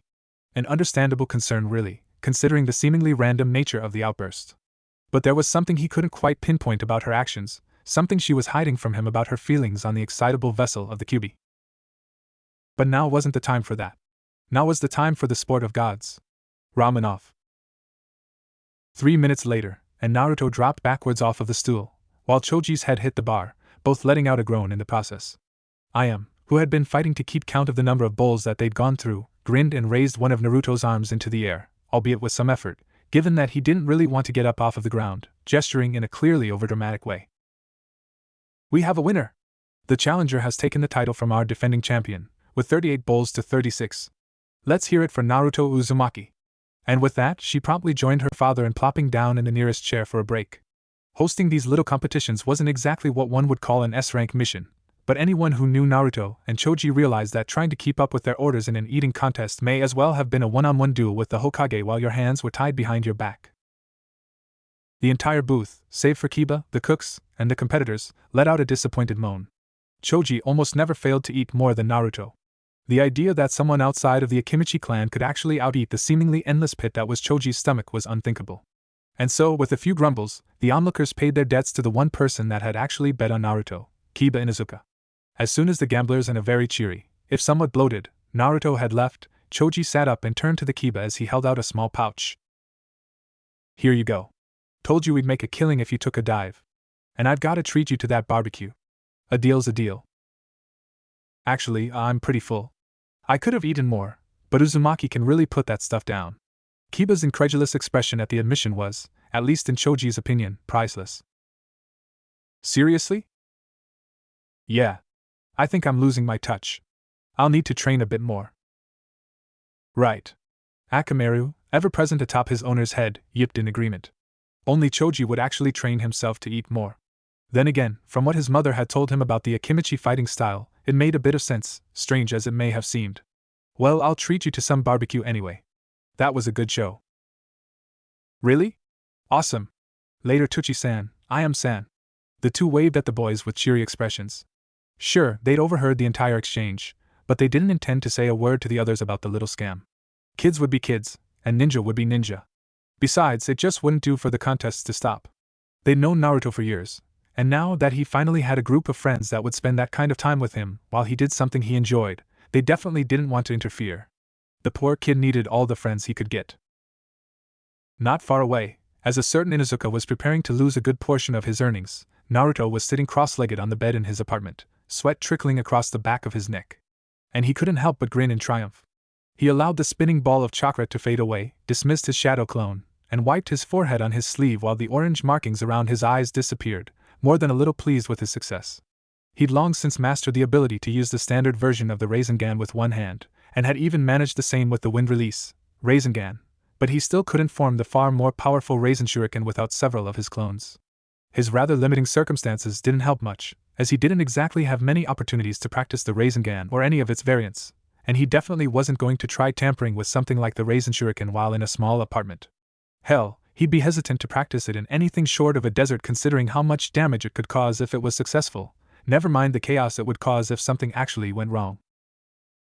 Though the shinobi of the village had been somewhat unnerved by the knowledge that he knew of the Kyuubi, a fact that had been kept from the general populace, he no longer had to completely restrict himself. As long as they knew that he could contact the fox, he could play many of his improvements off as things that he'd picked up from the dark presence, or that it had explained after having seen them in action itself. So him figuring out basic things such as tree walking didn't bother his soon-to-be fellow shinobi in the least. And whenever a villager noticed and complained, the Hokage simply told them that he was aware of the situation and that everything was under control. And with Naruto under seemingly constant surveillance from shinobi positioned around the village and his academy teachers, how could they deny that the Hokage most likely did have everything taken care of? The problem was when it came to techniques like the Rasengan. There were probably less than 5 people alive who knew the move well enough to actually use it, and he doubted the "I learned it from Fuzzy-chan" excuse would work on that one. It was one thing to figure out how to focus chakra into your feet, or how to move your wrist to better direct a shuriken. It was a completely different matter to master a complex and high-ranking technique only mastered by several Hokage-level shinobi. As a result, he'd been more or less limited to training it in the privacy of his room which, while allowing him to form and reform the chakra repeatedly, still didn't allow him to actually test what it could do. Then again, it was probably a good thing. If he wasn't limited, he would probably end up trying to use the Rasen Shuriken, and odds are that he wouldn't be at it long before he was in the hospital again, what with the technique's tendency to ruin his arm for a while after he used it. And so, he worked to remedy one of the most notable drawbacks of his new form. He was far from mastering Sage Mode, but he was getting better. In fact, thinking back on it, the reason he'd probably been killed in the first place was because he'd quit his training early. Despite Fukasaku's warnings, he hadn't been able to stand by when he'd learned that Konohagakure was under attack and had rushed off to help. Unfortunately, this pain had nearly decimated the village before learning of Naruto's location, and had left just moments before he had returned, though from the state of the village, his incomplete sage mode might not have made much of a difference. After slaughtering most of the things at Mount Mayaboku, the Akatsuki leader had returned to his headquarters for a short time to recover. Then not a month later he'd returned in full force before he'd had the time to continue working on his sage powers. And when he said full force, he meant full force. Having captured the Hachibi during the time between invasions, the Akatsuki was determined to finish their mission. Even with aid from Sunigakure, and their unexpected temporary alliance with Orochimaru, or Kabuto, or whatever the hell he was calling himself at the time, they'd been unable to fend off the full might of the Akatsuki. What was even more confusing was that, while Madara and the Six Paths had clearly been intent on capturing him, Itachi's former partner had been the one to tear him in half from behind with that massive sword of his. And they hadn't seen the plant-like member after he'd stabbed the recently arrived Sasuke just as the battle was beginning. Or at least, he'd seen nothing more of them. Perhaps Gaara would be able to shed more light on that missing piece of information. But now, he had the time. He couldn't learn under Fukasaku's tutelage, of course, but there were a variety of improvements he could make by himself. For one, mastering the Rasengan was considerably less stressful when he limited the use of his own chakra in favor of the natural energy of the sage arts. He'd also quickly realized that he started to lose control of said energy when he attempted to move, which had led to his current training method. Shadow clones. Somehow or another, when all else failed, his most successful training techniques always seemed to come down to shadow clones. In this case, it had been strangely simple once he'd taken the time to consider the problem. He couldn't gather and use the energy on his own while he was moving, so the most reasonable solution was for someone else, like a clone, to gather it for him. Once he'd successfully managed that, the rest had been relatively simple. He'd concocted a few ideas, but for now his favorite was the decision to transform one of his sage clones into a scroll to carry around with him while it gathered energy. He even had a few ideas on how to improve the Raisin Shuriken, if he could ever actually get away from the village long enough to try them out. He had no doubt that things would start getting easier once he'd become a shinobi and met Jiraiya. It'd definitely give him the opportunity to advance without needing so many excuses and precautions in place. But for now, he could only work with what he had, and what he had was enough privacy to learn jutsu and work on his chakra control. So with that thought, he left to find Shursui. The man was just about the only Uchiha besides Sasuke that could actually stand him, and he was fully intent on taking advantage of this fact so that he'd have an excuse to train with someone. Sunigakure. After living in the same village as the redhead for roughly a decade, the residents of Sunigakure had certainly learned at least two things. The first was that Gaara had no good side to speak of. The closest thing he had to a good side was more realistically described as a moderately less homicidal side. And the only way to stay on this particular side of him was to make sure you didn't do anything to set him off, and to remain as far from whatever happened to attract his ire at the time as you possibly could. The easiest way to do this was avoid any and all contact whatsoever, given that an action might please him one day, and then that exact same action might send him into a bloody rage the next. The second thing that most had learned was that Gaara of the Sand did not make requests. He didn't make threats. He didn't make suggestions, demands, or promises. What Gaara of the Sand made were statements.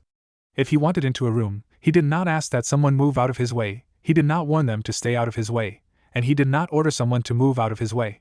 He simply stated that they would move out of his way, or if he didn't feel like addressing them as individuals, that he would be entering the room. If they happened to disagree with whatever his statement might have been, then there weren't many who were willing to interfere with the events that would follow soon afterwards. It was everyone for his or herself, in that scenario. So when Gaara entered the Kazekage's office, and stated that he would be joining him on his trip to Konohagakure for the meeting regarding the schedule for the upcoming Chunin exams at the end of the year, which were to take place in Sunigakure, everyone involved knew that he was going to be joining them in Konoha. Despite his power, for one didn't become a Kage without the appropriate skill and strength that was needed for the position. All of the 4th Kazekage's assassins had failed to destroy Sunigakure's greatest weapon, and he was unwilling to risk his own death in an attempt to destroy the boy. At least, he refused to do so when Gaara's intentions clearly weren't a threat to the village or its occupants at the time. Glancing up at the Jinchuriki, he leaned back into his chair, resting his arms on the desk in front of him. He had no intention of showing fear in front of the child, regardless of what they all knew he was capable of. That was an admission of weakness that the Kazekage would be perfectly willing to take with him to the grave. And why are you so eager to leave the village all of a sudden, HM? Curiosity. Well, that had been somewhat unexpected. Gaara normally responded to him with nothing but a glare, which he generally returned with a sarcastic or biting remark before agreeing with whatever it was that Gaara had said. The boy had seemed a little odd recently. He might just have to look a little more closely into that. Very well. But do try to keep yourself under control. I'd hate to deal with the kind of paperwork that would pile up if you threw one of your tantrums in another village. Gaara's only response was a grunt as he spun around and moved to return to his business. For the last month, he and Naruto had attempted to remain in some limited form of contact, but it was getting problematic. Communicating through letters could always be a risky venture, especially between villages that weren't exactly on the greatest terms, and the Kazekage would certainly notice if his precious weapons suddenly started receiving and sending them out of nowhere. And while Gaara could probably kill any messenger that intercepted one of his letters and attempted to pass the knowledge on to the Kazekage with minimal effort, he would rather avoid the relentless bloodbaths that had once made him a legend in a number of villages. He was trying to change that particular image, and going around butchering people wouldn't exactly speed the process up. No, it was time for him and his fellow Jinchuriki to reunite in person. So, these are your children then, Kazekage-dano? The third Hokage looked over the trio standing behind Sanagekyu's leader curiously. He'd never actually seen the Kazekage's family before, though he'd heard stories that the youngest of them could be quite vicious when he wanted to be. And admittedly, he did look a bit unfriendly as compared to the others, but certainly not like a monster. The Kazekage nodded in turn, pointing to each of the three. Indeed. This is Temari, Kankuro, and he paused at the redhead for a moment, contemplating just how he wanted to introduce him, Gaara of the desert. Well, it's a pleasure to meet all of you. Gaara gave his own half-hearted nod while his siblings bowed deeply. It wasn't that he lacked respect for the Hokage, but he'd never been especially fond of the formalities of the position, especially when he'd had almost no association with the other Kages whatsoever until he'd been thrust into the position himself. Either way, the elderly man didn't seem to take any kind of offense at his gesture. If anything, he seemed pleased. Strange. It was much like Naruto. He began to ponder if perhaps the Hokage was at least partially responsible for the blonde Jinchuriki's positive attitude. So, the old man spoke again, would you like to attend our meeting? It would be a good experience if you intend to get involved in the political workings of our nations. If not, then please feel free to roam the village. That is if you have no objection, of course, Kazekage-dano. Their father looked them over for a moment, before coming to a decision. Since Gaara seemed uninterested in the offer, he had no reason to bring him along. But he certainly couldn't let the boy wander around a foreign village by himself. That could lead to far too many possible disasters to even consider. Temari already had an acceptable understanding of these matters, which left. Kankuro, you'll be coming with us. Temari, Gaara, you're free to do as you wish. In other words, Temari, make sure that your brother doesn't try to murder half of our allies while we're in the meeting. Even if he would still probably kill them without hesitation, Kankuro and Temari were just about the only people whom the Kazekage knew that Gaara wouldn't kill simply for breathing when he was in a bad mood. And of the two, Temari was the more level-headed one, and far less likely to say or do something to incur her brother's wrath. Besides, Kankuro could use the lessons. He always seemed to disappear whenever they tried to teach him about politics, and this was a situation that he couldn't just talk his way out of. Half an hour later, and in a different part of the village, there was another confrontation occurring. The previous was a polite political meeting between two Kages. This one, however. I'm giving you one more chance, loser. Oh please. Like I'm really scared of you, bastard. Of course not. I wouldn't expect an idiot to be scared of playing with fire, no matter how many times he's been burned. Now I'm telling you to drop it. Or what? Think you can catch me? Naruto knelt down on the side of the wall out of Sasuke's reach, holding out the bright red tomato that he'd snapped from the dark-haired boy's hands mere moments after he'd bought it. Much to Sasuke's annoyance, his parents hadn't quite gotten around to teaching him the nifty little trick that would allow him to walk on walls, water, or other such surfaces that one normally couldn't. The idiot, on the other hand, apparently had picked it up somewhere. And now he had his tomato. Unforgivable. This would not end well. What's wrong, Sasuke? Too slow-act, and with that cry, Naruto was lifted into the air by what appeared to be a string of sand wrapped around his ankle. Sasuke blinked in confusion, and glanced towards the sky for a moment, before shrugging and picking up the tomato his antagonist had dropped in his ascent. Humph, anticlimactic, but convenient. At least I don't have to chase him around again. As he took a moment to rub the thin layer of dust covering the treat off on his shirt, a blonde girl around his age, maybe a little older, walked up behind him with a concerned look. Tapping his shoulder to get his attention, she pointed to the place where Naruto had just been. Hey, aren't you worried about your friend? Should I be worried? Perhaps, but to be completely honest, it's not that unusual. Not for the idiot, anyway. Not really, no. I've seen him do stranger things.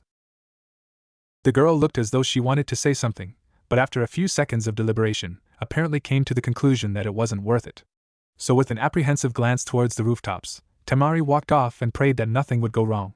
Her brother had just disappeared on her minutes earlier, and while he hadn't seemed particularly homicidal recently, she had no idea what he'd want with the loud kid that had been annoying the cute one. Either way, since they weren't currently being showered in blood, she could only hope that the Jinchuriki just found the kid interesting and felt curious. As Naruto shot through the air, only to come to a sudden stop moments later and considerably higher off the ground, he was less than pleased. He didn't like being hauled into the air without any kind of warning beforehand, he didn't like hanging upside down, and sure as hell didn't like being interrupted when he was taunting his eventual teammate and greatest rival.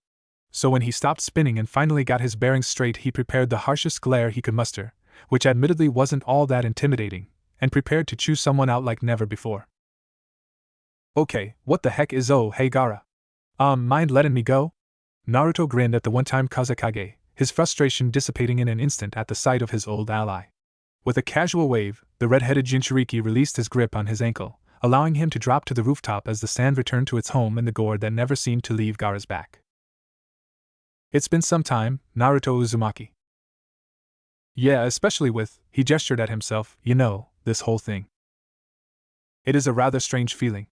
Naruto let out one of those cheeky chuckles, reaching back to scratch behind his head in an all-too-familiar gesture. In the end, Gaara couldn't remember seeing him so careless. Not since the toad Sannin fell. Tell me about it. I think I was in shock at first, then for a while there I thought I might be going crazy. So it seems we were both confused. At least he wasn't alone in that feeling. How did you know you weren't? Well, I didn't exactly remember much from my childhood real well. Just the big stuff, When that stuff started happening the way I thought it would, I just kinda figured. It must have been real. Yep. Or one heck of a dream. Till I heard from you, I wasn't sure if I got sent back in time, or just had some kind of vision of the future or something like that, or if I really just went nuts. It must have been difficult. Not that bad. Haven't been able to do a lot. Stopped the Uchiha from getting killed off, but I haven't had a chance to do much else. Can't even leave the village yet without most of the people here freaking out. Just leave changing things to me for now. There was only so much he'd be able to do given his own circumstances, but at least he was capable of leaving the village whenever he chose to do so. Heh. You just wanna have all the fun to yourself. Soon as I'm out of the academy, I'm gonna start kicking some ass. I'm sure. So, what's the plan? Is there a plan? Naruto plopped down on the roof, crossing his legs and resting his chin on his palm. We've got to come up with something, Gaara shrugged, joining the blonde on the ground. All I have now are goals, but no path. The Akatsuki, Orochimaru. I don't think we could bring down the freak with a mask or pain right now, so they're off limits until we've gotten a bit stronger. I agree. Let's see, we've definitely got to take out Orochimaru as soon as possible. Snake bastard just doesn't give up, and we can't afford to let him take Sasuke. Frankly, it wouldn't do him or Sakura any good emotionally, especially now that he knew it was going to happen, and with the kind of potential Sasuke had, it wouldn't exactly be healthy for the village either. If we intend to destroy Orochimaru, our best opportunity would probably be the Chunin exams. He'll expect us all to trust the Kazekage, and he'll expect the Kazekage to trust him. The Chunin exams, if things don't change too much by then, we can probably deal with a lot of our problems there. I mean, the Akatsuki's out, but some of the best that Orochimaru's got will be there. Indeed, and what of Sasuke, Uchiha's elder brother? The one that drove him to Orochimaru? Itachi? I'm not sure. As long as he doesn't kill off his clan or get the Mangekyo Sharingan, we can probably leave him alone for a while. We'll still need to deal with him sooner or later though. From what I've seen, he's pretty dangerous, even just with the regular Sharingan. It seems we have our work cut out for us then. Nah, you and me can handle it no problem. We're the ones with the surprise this time. Somehow, Gaara couldn't help the small smile that appeared with that statement.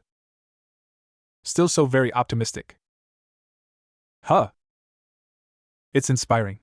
You have that effect on people. He really did. There was just something about the personality of the QB's host that seemed to draw people to him. It's no big deal. I disagree. Naruto's head tilted to the side in confusion. Huh? What do you mean? I'm not sure that you understand just how much of an effect you have on people. Me, for instance. Really? Yes, really. Before our battle, I was a monster. Don't try to deny it. He silenced Naruto before he could make the protest that he was obviously intent on making. I was alone. I had family, but we were only family through blood. My only purpose, for them or myself, was to kill anything that needed to be killed. And more often than not, things that didn't need to be killed. This time, he could avoid that. You, Naruto Uzumaki, changed that. The blonde just shook his head in response. I didn't make you care about them, Gaara. That was all you. Perhaps you didn't force me to care about people, no. But I never had and never would have even considered the possibility of doing so until after meeting you. The strength you had when you fought to protect people who were precious to you, it changed me, somehow. I wanted to have something to care about, something that I would go to the same lengths you did to protect, that I could draw that strength from, and perhaps, something that cared enough for me to do the same. I wanted a family. A real one. Gaara. You didn't create my bonds. But you gave me both the reason and the means to build them. Well, glad I could help, Gaara. They sat in silence again, looking out over the quiet village, Gaara watching as his first friend shuffled awkwardly. He understood, he'd been the same way when people actually began praising him instead of shunning him, but it just seemed so wrong coming from the young blonde. It was wrong that any child would be treated as they had, but someone like him, someone who never once gave in and justified their hatred of him, somehow it just felt so much worse. Konohagakure is a pleasant place. Perhaps the people left something to be desired at times, but the village itself was quite a pleasant sight. Yeah, it is. Not much like Suna though, I mean, no offense Gaara, but I'm not really a fan of the desert. Naruto glanced over and gave the redhead a grin. Suna is beautiful in its own way, I suppose. You think? His features shifted into a more quizzical expression, his thoughts drifting towards Tsunagekire's appearance. The desert is dangerous, deadly. Just to live can be a struggle. And to see my people not only survive, but thrive, I find it beautiful. Huh. You know, that kinda makes sense. I've never really thought about it like that. So why do you like Konoha so much? Admittedly, even if he didn't like how Suna looked in comparison to Konoha, Naruto had to respect anyone that could live there. He'd probably go crazy if he tried to live in such a dry, barren place for any extended period of time. Konohagakure is different. It's calming, soothing. Here I feel peace. A barely audible sigh passed his lips, and he lifted his head to look over the village, the slight twitch at the corner of his mouth an obvious sign of content to anyone who truly knew him. Yes, peace. Peace, eh? Yeah, that's a pretty good way to describe it. And when you get so darn poetic, Gaara? Humph. What's that supposed to mean? Well, it's just that from what little I've heard, you do your best to make sure that things around here are as far from peaceful as possible. Oh, come on, I'm not much of a prankster anymore.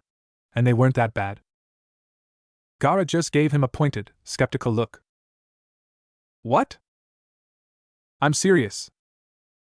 Hey, don't give me that look. Okay, so maybe I still do a prank now and then. What's the big deal? You just don't give up, do ya? Alright, I'll admit it. I still do a prank or two every couple months. Weeks? Days? Translation, that was a claim that he could actually believe. Yeesh. Ever consider being an interrogator? You're rather simple to read, Naruto Uzumaki. Naruto stuck his tongue out. Gaara just smirked. Temari had known that her youngest brother was traveling across the rooftops. She hadn't tried to stop him, of course, because that would be among the most idiotic and insane decisions that she could have possibly made in her entire life. Besides, aside from the fact that trying to stop Gaara from doing something that he wanted to do was an incredibly dangerous choice, he didn't seem interested in causing damage. And so it made no sense to do something that might rid him of the very pleasant mood he'd been in lately, or as pleasant a mood as a lunatic who proved his existence through the torture and brutal murder of others could be in. So she'd been reasonably concerned when, out of the blue, he'd snatched a young blonde boy off of the ground and dragged him through the air to his location. On one hand, she didn't want the poor kid to get killed. It's not like the people of this village were used to avoiding Gaara's wrath, and while she wasn't the kindest and most courteous person in history, it wasn't as though she was completely heartless. Besides, even if she didn't care as a person, it would be especially problematic for the Sand if said death was at Gaara's hands. But when the blonde boy's companion had said that he'd seen him do stranger, she figured that they might be able to get out of the village before anything could be connected to them to any incidents that might occur. Nothing could have prepared her for what she saw an hour later, when she decided to get something to eat. Her little brother. At some random little rundown shop in the streets of the village. Laughing. Okay, so perhaps it wasn't a loud, echoing, bellow of a laugh or anything like that. It was more of a muffled chuckle. Not even a full chuckle, really, but considering the fact that this was Gaara of the Sand, the small sound was above and beyond what anyone could ever expect to see. And it wasn't the insane, twisted, guttural version of a laugh that he tended to growl out when he was killing someone. It was a genuinely happy, pleasant laugh. This, she decided, was proof that Gaara's shift in moods lately hadn't all been in her head. Or maybe he's finally snapped. The prospect wasn't exactly a pleasant train of thought, and so she shoved it into the back of her thoughts. If her little brother had finally gone completely out of his mind, it seemed to be more of an improvement than anything. Besides, she was curious, especially given that the person he was there with was the same kid that she was convinced would be a bloody mess before the day was over. So with some hesitation, and more anxiety than she would ever care to admit, she walked over to see exactly what the two were so amused with. Gaara? The duo turned to look at her, and Gaara's face shifted into more controlled expression, though it was still a far softer than she could ever remember seeing on him. The blonde boy glanced back and forth between them a few times, before pointing at her. So that's your sister, right? Temari. Right, Temari. As if he didn't already know. Still, playing the part could be fun sometimes. He'd certainly managed to annoy his teachers and classmates by accurately guessing what they would say and how they would react in certain situations. It wasn't perfect, but it was usually close enough. Hey, wanna join us? Sure. I guess. I mean, if it's okay with you, Gaara. At the slight nod, she took a seat next to her brother, glancing at him from the corner of her eye as she tried to focus on what she wanted to order. The whole thing was a little surreal, and Gaara's attitude was just plain starting to freak her out. She couldn't say whether or not he'd confirmed it with the blonde boy earlier, but he had actually just referred to her as his sister rather than a potential target, albeit indirectly. What's been wrong with him lately?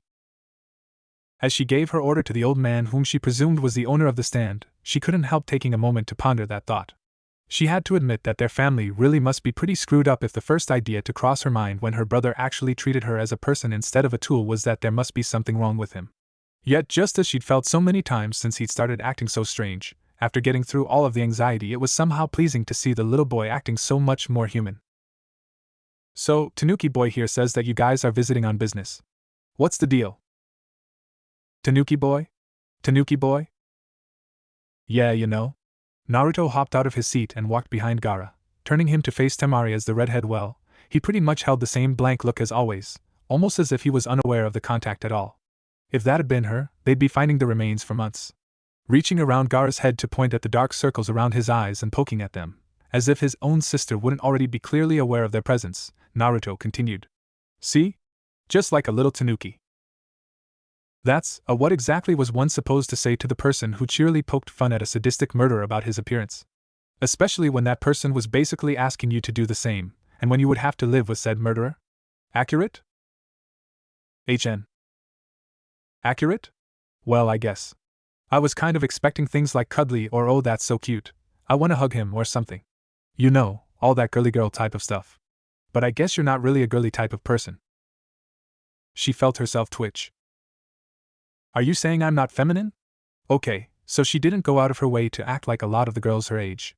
But kunoichi or not, she was quickly on her way to becoming a woman, at least as far as she was concerned, though Kankuro insisted she was still an annoying little girl, and she didn't want to come off as overtly masculine. Maybe she didn't want to be mistaken for one of the shallow brats who went around blubbering about their looks day in and day out, but it couldn't be a good sign if a boy just a couple years younger than her thought she was too boyish. And no, nothing like that. I'm just saying that you're a lot more boyish than most of the girls I know. Another twitch, and Naruto had the distinct feeling that if he didn't clear things up very quickly, there was going to be much pain wrought upon his 10-year-old self. Temari and Gaara's thought processes were running along very similar pathways. But it's not that it's just the girls I know are really, really girly, so. It seemed to be getting worse. Much worse. It was nearly as bad as the time Sakura had found him just as he was showing off one of his new sexy jutsu to Konohamaru, whom she had apparently deemed as way too young for that kind of thing. His head hadn't stopped spinning for weeks after that one. Thankfully, he had Gaara to back him up this time. A little help here, maybe? Gaara, well, it was difficult for someone who was doing absolutely nothing to pause, but somehow he managed to pull it off. After several seconds of contemplation, he offered his solution. Stop. Shut up. Sit down. Eat your ramen. Okay, so he kind of had Gaara on his side. From a certain point of view. if you looked close enough. Even if the Sand Jinchuriki wasn't exactly polite in his rescue attempt. Of course, Naruto couldn't just do as he was told. That would be far too easy. Instead, he decided that a new course of action would be more amusing and less likely to end with his voice raising a few pitches after a blow to a particularly sensitive section of his anatomy. Come on, little Tanuki boy, I'm just having a litwa.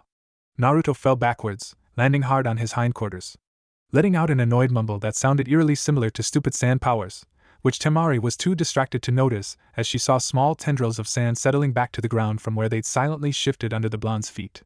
He pulled himself back onto his seat and sent a mock glare towards the other boy.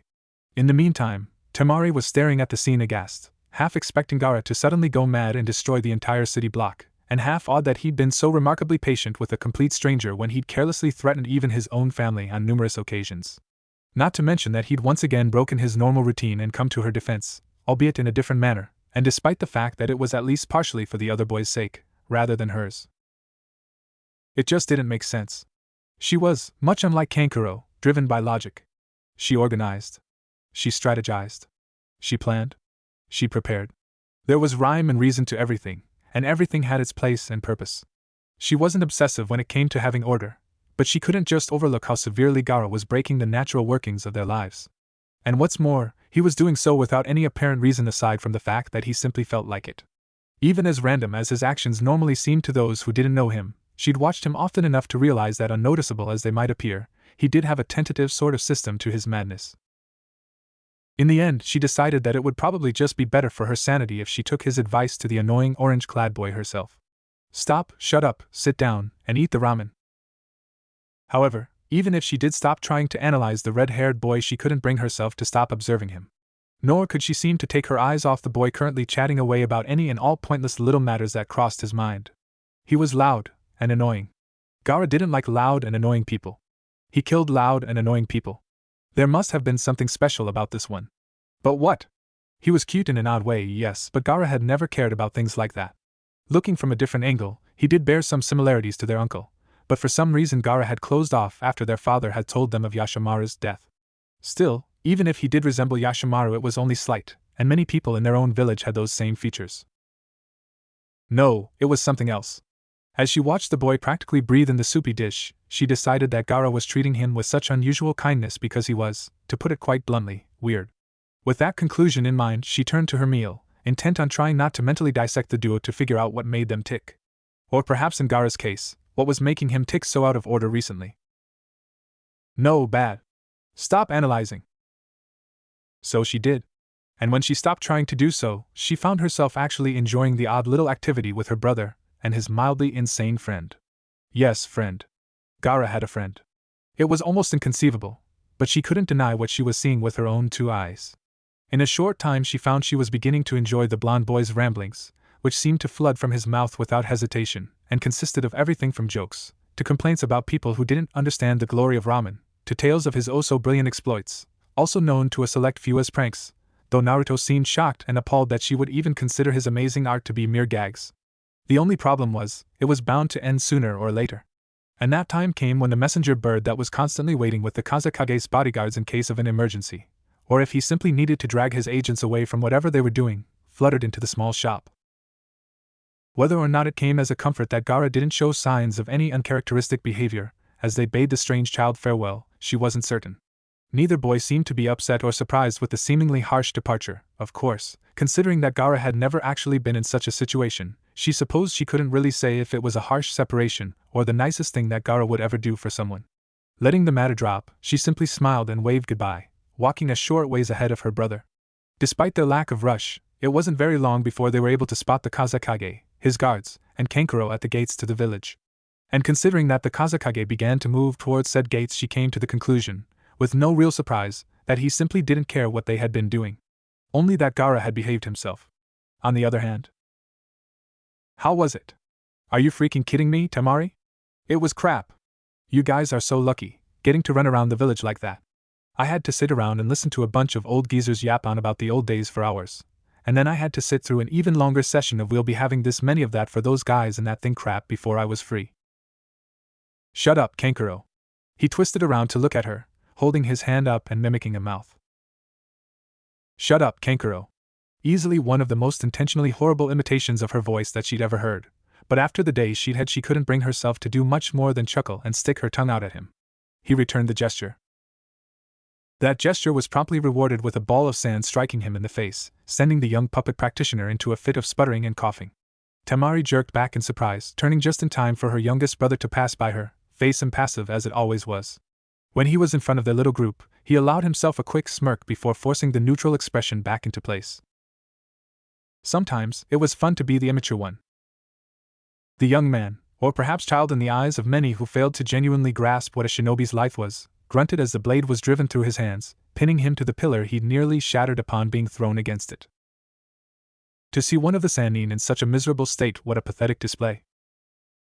Orochimaru released his grip on the kusanagi, instead leaning his palms one over the other on the end of the hilt and chuckling at the taunt. Regardless of the danger it may have posed, he didn't bother to avoid the Uchiha's gaze, and lowered his head to examine the unique appearance of the Sharingan with curiosity. Much as he'd expected, Itachi didn't show the slightest sign of anger or fear, staring back at his opponent with bored and dismissive eyes. Truly, he was a model representation of what those in their world aimed to become. Relentless, fearless, untouchable, and with more than what was necessary to back up those features if intimidation wasn't enough, a perfect host. Are you certain you don't want to take that back, my little Uchiha? You aren't in much of a position to be making insults. The rest of the Akatsuki's little minions aren't about to come running to your aid, after all. For now we're all alone. It's just you and me. I suppose you expected me to be surprised at this betrayal? Of course I didn't. Everyone knew this was coming. I doubt there's a single person in the Akatsuki who doesn't have a plan of their own. We've all merely united until our mutual enemies are no longer quite so threatening. My time just came a little earlier than everyone else's. I may be the first, but I certainly won't be the last. I see. So you do have at least some understanding of the reality behind the organization. It's true that we are all working to our own ends. However, you're wrong in one regard. HM? He pressed upward on the hilt, letting loose another chuckle when the young boy's eyes narrowed slightly in frustration, though without any true signs of pain. And what might that be? Your betrayal wasn't the first. And the snake-like eyes widened as a familiar voice spoke quietly from behind him. Long time no see, Orochimaru. Naruto stepped into the small apartment, just like countless others provided to orphans who lived on their own or those who couldn't afford anything else, with a sigh. Meeting with Gaara had been fun, and he'd never been quite as relieved as he'd been when he finally confirmed that he truly wasn't alone in this little venture. Especially considering that, unlike himself, Gaara did have the means of affecting things beyond simply training and hoping that events would fall into place the way that he wanted them to. He flipped on the light and made his way to the small kitchen area, the thought of more ramen already making him practically drool. So, what should it be tonight? Miso? Or maybe Jinchuriki of the Kyuubi no Yoko. Naruto whirled around as he heard the words, hand flicking towards where his weapon pouch had always adorned his leg and only just barely managing to stop the action mid-motion. The arrival's expression never changed, but Naruto would expect no less. The man calmly sitting at the small table, which was unsurprisingly still covered in the leftovers of his breakfast, was notoriously skilled at keeping his emotions in check. But why had he shown up here, of all places? Regardless, he was certain that the action had triggered some surprise. Or, considering who he was dealing with, suspicion. Huh? Who are you, old man? You know, people always tell me not to talk to strangers. Actually, he'd never once been told not to talk to strangers by anyone, but that wasn't really the point. No, the point would be to cause as much trouble for the dark-haired shinobi as possible.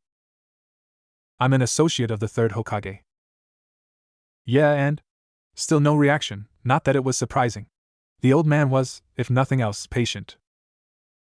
And I would like to have a word with you in private. Naruto raised an eyebrow, glancing around the empty apartment. Aren't we alone? Far from it. You've much to learn if you truly believe you've ever been left completely to your own devices. The Hokage has always kept you under watch, as have I. It was true.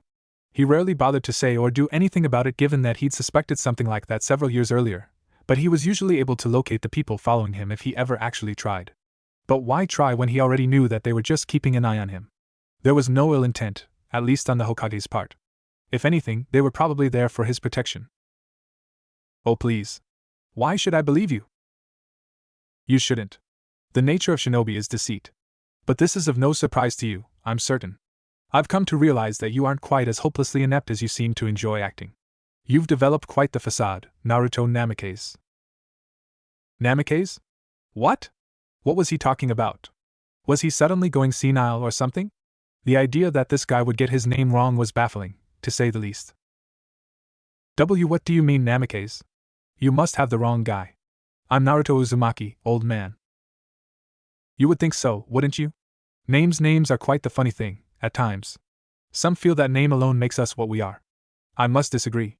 Names hold little value outside of that which people give them, but people are foolish. They respect names and titles more than they respect those who hold them. But I digress. Suffice it to say that the presence of the QB within your body isn't the only secret that the Lord Third Hokage has kept from you over these years. I have some information that I'm certain you would like to access. That is, if you are willing to learn the truth, of course. But that choice is not one I can make for you. Heavens only knew what the aging shinobi had planned, but Naruto had never been especially fond of thinking over the risks before jumping into trouble.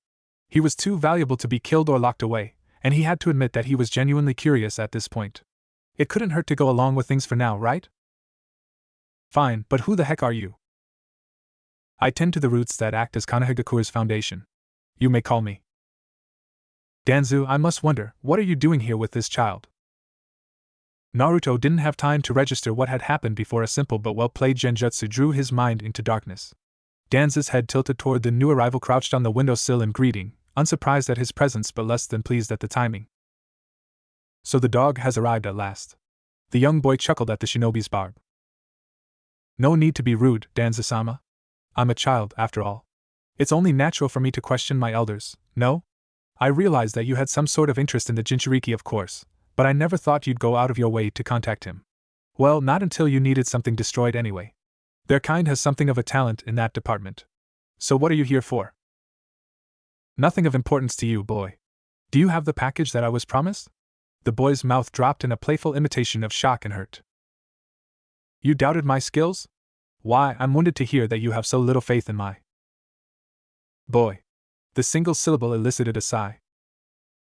Oh, very well. Yes, I retrieved your little toys and they're safely stored away in the place we've agreed upon. And it was no walk in the park, let me tell you. Those Uchiha really keep their tombs well guarded. It must be annoying to have something as valuable as the Sharingan, what with the thieves and all. Several times throughout the raid on Kagami's tomb he'd been forced to resist his urge to take a few of the Uchiha for his own. No one who truly calls himself shinobi can deny that acts requiring questionable moral decisions are sometimes necessary for the security of the village as a whole. Even Hiruzen and those buffoonish apprentices of his understood this fact. My request is merely one of many necessities. I trust that you didn't leave any loose ends? Of course not. Right now a loose end would bring quite a bit of fire down on us both. Besides, you know that I never leave a mess unless it needs to be left. He chuckled at his little joke, not caring that only he knew the true meaning behind the words. No need to clue the old man in any further. But really, I must admit I'm surprised. I wouldn't expect you to even mention something like that in front of the kid. My reasons are mine, and mine alone. Now, is that any way to maintain a healthy relationship? How can you expect me to trust you with my secrets if you can't trust me with yours? And let's not forget who it is that's been putting himself at risk to maintain contact with our mutual friend. You can't contact him, so unless Madara intends to come personally explain his plans to you in detail, then you need me to make nice with that little spy of yours. Save for a grunt of admission, the elderly shinobi ignored him. I assume you've dealt with the shadows. Oh, you mean the ANBU that the Hokage has watching the place? They're taking a little nap at the moment. You know, you'll have to stop ignoring me and changing the subject sooner or later. His expression shifted, his entire demeanor suddenly lacking in the cheery, youthful signals it had previously held. What is it precisely that you want with the Jinchuriki? They stared at one another in silence until Danzo decided that it wouldn't hurt to give just a little. After all, a distrusting pawn was a less efficient pawn, and this one had potential. My intent was to confirm some recent suspicions regarding his power, and what he understands of that power. Now I suggest you run off to make sure your masters aren't checking in on their loyal little hound. And with that simple explanation the jovial youth returned. Right. He stepped over to the unconscious blonde on the floor, looped an arm around his waist, and flickered away. A moment later he returned, having deposited the boy in his room, and put a hand on his hip as the other moved in sarcastic wave at the older shinobi. Just make sure you don't get the kid in too much trouble. He'll be useful to us in the future after all. And just how might he be of use to a child such as you? Unless you intend to hand him over to your associates. He clasped his hands together over his lap, a relaxed posture to hide his hand's proximity to the kunai beneath his robe. How would I find him useful? It's quite simple, Danza-sama. Because that boy has a knack for causing trouble. And the world a lower, far more sinister chuckle erupted from his lips. The light-haired boy made a show of pushing his glasses back into place, serpentine eyes filled with far more knowledge than those of a child his age should have contained. The world is so much more interesting when things are in motion, wouldn't you agree? Kai. And the younger of the two disappeared, leaving the elderly shinobi alone in the apartment with the unconscious Jinchuriki once again. The child had probably been well on his way back to his home by the time the genjutsu had become noticeable. Clever boy, Yukushi-san. But this wasn't the time for that. No, he needed to have a word with Naruto Uzumaki, and it clearly wasn't going to be happening until he awoke. Yet he couldn't remain in the boy's apartment. It wasn't as though the third Hokage had him followed. Even now Hiruzen trusted him far more than he should have, all the more evidence that his ability to do what a leader must was fading, but it would undoubtedly draw attention if he disappeared around the home of the Jinchuriki for any significant period of time. And Naruto's own shadows would be likely to notice if Kabuto didn't catch them early enough, or his jutsu wore off too soon. Either way, they needed another meeting place, and he knew of one that just might work. If the vessel could actually reach it, then it would only go to show that he was far more than he let on. If not, well, he would have to ensure that Fo and Torian tailed the boy to prevent anything unsavory from happening. It wouldn't do to lose access to one of their greatest assets, or worse yet, release the beast upon the unsuspecting Konohagakure. Several hours later, as the sun began to rise, when Naruto finally dragged himself back from the depths of his rather pleasant dreams of a bowl of ramen, and for some strange reason, a miniature version of Manda and Gamabunta dueling over an annoyed Katsuya with a set of chopsticks, he noticed a small piece of paper sitting on a section of his breakfast table that had been cleared off. One that he was certain hadn't been present before he'd passed out. What did happen there? It seemed almost like a genjutsu. Not that he was an expert. For all of the strength he'd gained over the years, genjutsu was still easily his greatest weakness. He just couldn't seem to get a handle on the stuff, plain and simple, at least aside from breaking some weaker illusions. Either way, he hadn't seen Danza do anything, so maybe someone else had interfered. He picked the paper up, turning it over in his hand a few times. Blank, save for a small marking identical to those used by ANBU. Not surprising though. The old man had always been a sneaky one, so the idea that he'd leave something in plain sight without any kind of special measures to make certain only the right people saw it was laughable. He began to flow his chakra through it, and looked over the sheet again a few more times, a frown coming to his face when nothing appeared after several minutes. That clearly wasn't what the old man was expecting him to do. Maybe this was all just some bizarre trick. Or maybe it really had just been a dream. No, he was certain it had been real. The presence of this note alone was enough evidence of that. Something was off. It had to be. While Danza hadn't shown any signs of surprise in the quick glimpse he'd managed to get of the older man before passing out, somehow Naruto just knew he hadn't intended for their meeting to end so abruptly. But nothing seemed out of place, and the paper was almost completely blank. Even when he tried flowing chakra through it, nothing happened. It was his only clue, but wait a minute. Man, I'm such an idiot sometimes. He should have thought of it before. He already had a perfectly good method of examining chakra signatures, so this could at least confirm whether or not Danza had left something or if he was just becoming paranoid. The Jinchuriki stood still, allowed the natural energy around him to flow and merge with his own chakra, and within seconds he could feel the change. And then he sensed it. The faint trace of chakra stored inside Danza's clue. A chakra that he knew all too well. That explains why I couldn't cause a change with my normal chakra. He dropped out of sage mode, instead focusing on drawing out the Kyuubi's power and lacing it through the paper. He wasn't disappointed. The dark force triggered the release of its counterpart sealed within the note, twisting and drawing the powerful chakra back into its rightful place within its current vessel. And as soon as it was gone, a symbol appeared briefly on the paper, fading as words began to reveal themselves. If you wish to understand the truth of which I spoke, meet me in the following location 1 hour past midnight tomorrow. North of the village is a place known as the 44th Training Ground, though you have likely heard of it only by its popular nickname, the Forest of Death.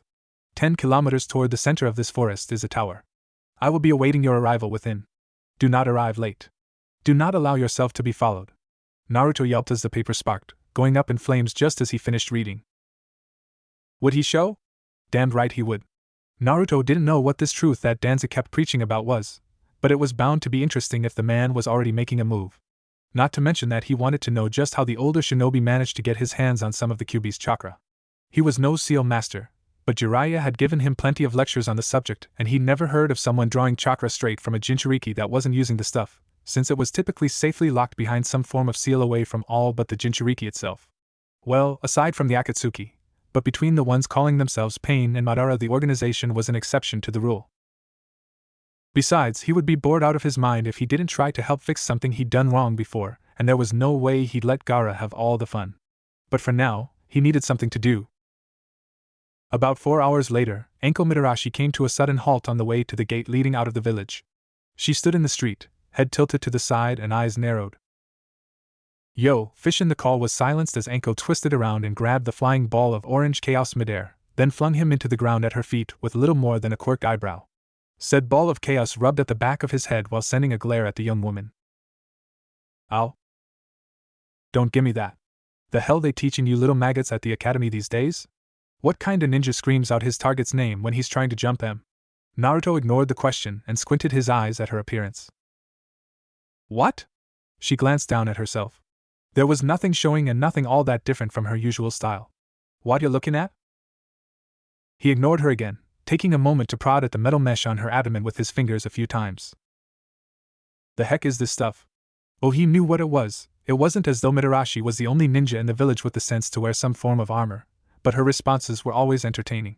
He hadn't known her very well in the past, but in the several instances he'd paid attention to her this time around, she never really seemed to have that hidden anger towards him that many of the others did. He'd have to ask about that someday. Sorry, brat, but since I'm about to go on a mission, it's off with the net, on with the mesh. Afraid you're gonna have to get your jollies somewhere else today. Jollies? What's a jolly? Is it like some kind of candy or something? If he were older, he could have just flirted, teased her back, or something of the sort. As it was, he was basically limited to trying to embarrass people. Eh? Her eyes widened in embarrassment. It wouldn't have been so bad if this was one of her colleagues, but sometimes she tended to stick her foot in her mouth when she dealt with this kid. Hey oops. I guess you might still be too young for that kind of thing. Just forget I mentioned it. But I want some jollies. And to be completely truthful, he had no idea which one of them was more fun. Come on, just gimme some jollies, lady. Though the sudden anxiety in the woman's expression as her eyes darted between the people walking about the street, several of which were sending them odd stares, was pushing it in favor of embarrassment. Ooh boy, she dug into her pocket and pulled out some change. Listen, how about you just forget this conversation happened and have some ramen on me? Sound good? Ramen. The money disappeared from her hand before she could blink. Heck yeah. Catch you later, fishnet. And ramen was had. Unfortunately, even the power of ramen noodles from the most excellent ramen master in the world could only keep him busy for so long. The rest of the day passed agonizingly slow, as if the world had slowed down solely to keep him from discovering whatever secrets Danza planned to explain that night. Finally, after what felt like years of waiting, nightfall had come. Sneaking out from under the eye of his watchdogs wasn't difficult. A few simple shadow clone tricks, and they thought he was walking either to his home or the market. Either way, they clearly hadn't caught the memo that someone who had a demonic fox locked in his stomach could probably come up with a double diversion. Sneaking into the forest, likewise, posed little difficulty. They didn't really guard the place because no one was stupid enough to enter in the first place, much less alone, and even if they did, odds were that most would cause enough of a ruckus to alert the night guards in the village to anything coming their way. Naruto Uzumaki was not most people. Between short bursts of Sage Mode and the Kyuubi's chakra, avoiding any of the forest's wildlife without drawing any attention to himself was one of the simplest missions he'd had that didn't involve pulling weeds. He was at the tower within the hour. Danza greeted him with a silent nod, waiting just as he'd said. You've come. Yep. Then you believe me when I say I have something of significance to tell you, something about your past? Naruto gave his own nod in response. Very well. But I must warn you, there is a condition that comes with this information. What kind of condition? This condition. He held a small slip of paper, just a couple of inches long and slightly less wide, and held it out for the younger boy. Naruto glanced over it, and turned suspicious eyes on the shinobi. A seal. You want to put a seal on me? Yes. Danza's calm exterior didn't slip, likely having expected this from the start. What for? The details I'm prepared to offer are not public knowledge for a reason. The third Hokage, the elders, and I agreed that it could be a potential threat to you and to this village if it were to be released. The only reason I'm presenting you with this opportunity is because you have proven far more capable than we expected, a foolish error on our part. His single eye opened only a small fraction, though the expectation in that tiny window of visibility was obvious. So this seal, it'll keep me from talking about whatever it is you're telling me? Precisely. Naruto held the paper up to the light for a closer examination. Does it do anything else? Anything I might need to know about? You don't trust me at my word? Naruto paused, shook his head. He didn't plan to lie to the man. He didn't seem offended by the gesture. If anything, the admission seemed to please him. Very good. I'd have been disappointed if you were naive enough to make such a mistake, even more so after the skill you've displayed thus far. There is another effect that this seal is designed for. Not only will it induce paralysis should you attempt to discuss what I would tell you tonight, but it will allow me to track your location at all times. I'm not sure I like that idea. And you shouldn't. Very few people would appreciate such a restriction. However, I'm rather certain that you will find it agreeable once you've heard what I have to say. If you truly wish it, I could remove that particular restriction after we have discussed the matter which has brought both of us here. The silence, however, is non-negotiable. Naruto remained silent for several minutes, tossing the idea around in his head. Thankfully, Danza seemed content with giving him the time to do so. On one hand, there was a good chance that the man was lying, or at least not telling him the entire truth. He'd even openly acknowledged that he didn't believe it would be wise to trust him. If the seal did more than track and silence him, if he'd bluffed about removing it, but on the other hand, he'd spoken of a secret regarding the past, his past. How many times had he wanted to know something, anything, about his family? His background?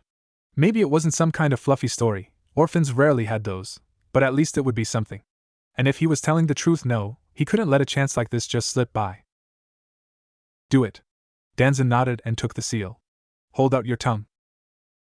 Naruto complied, fighting against his nerves as the one-eyed shinobi placed the seal near the back of his tongue. There was a quick flash of unfamiliar chakra as it activated, a feeling of numbness, and then he was back to normal. Danza pulled the paper away as it sparked much as his note had, all traces gone in a flash. Now we have much to discuss, young Namikaze. Stop calling me that. Naruto jabbed his thumb into his chest.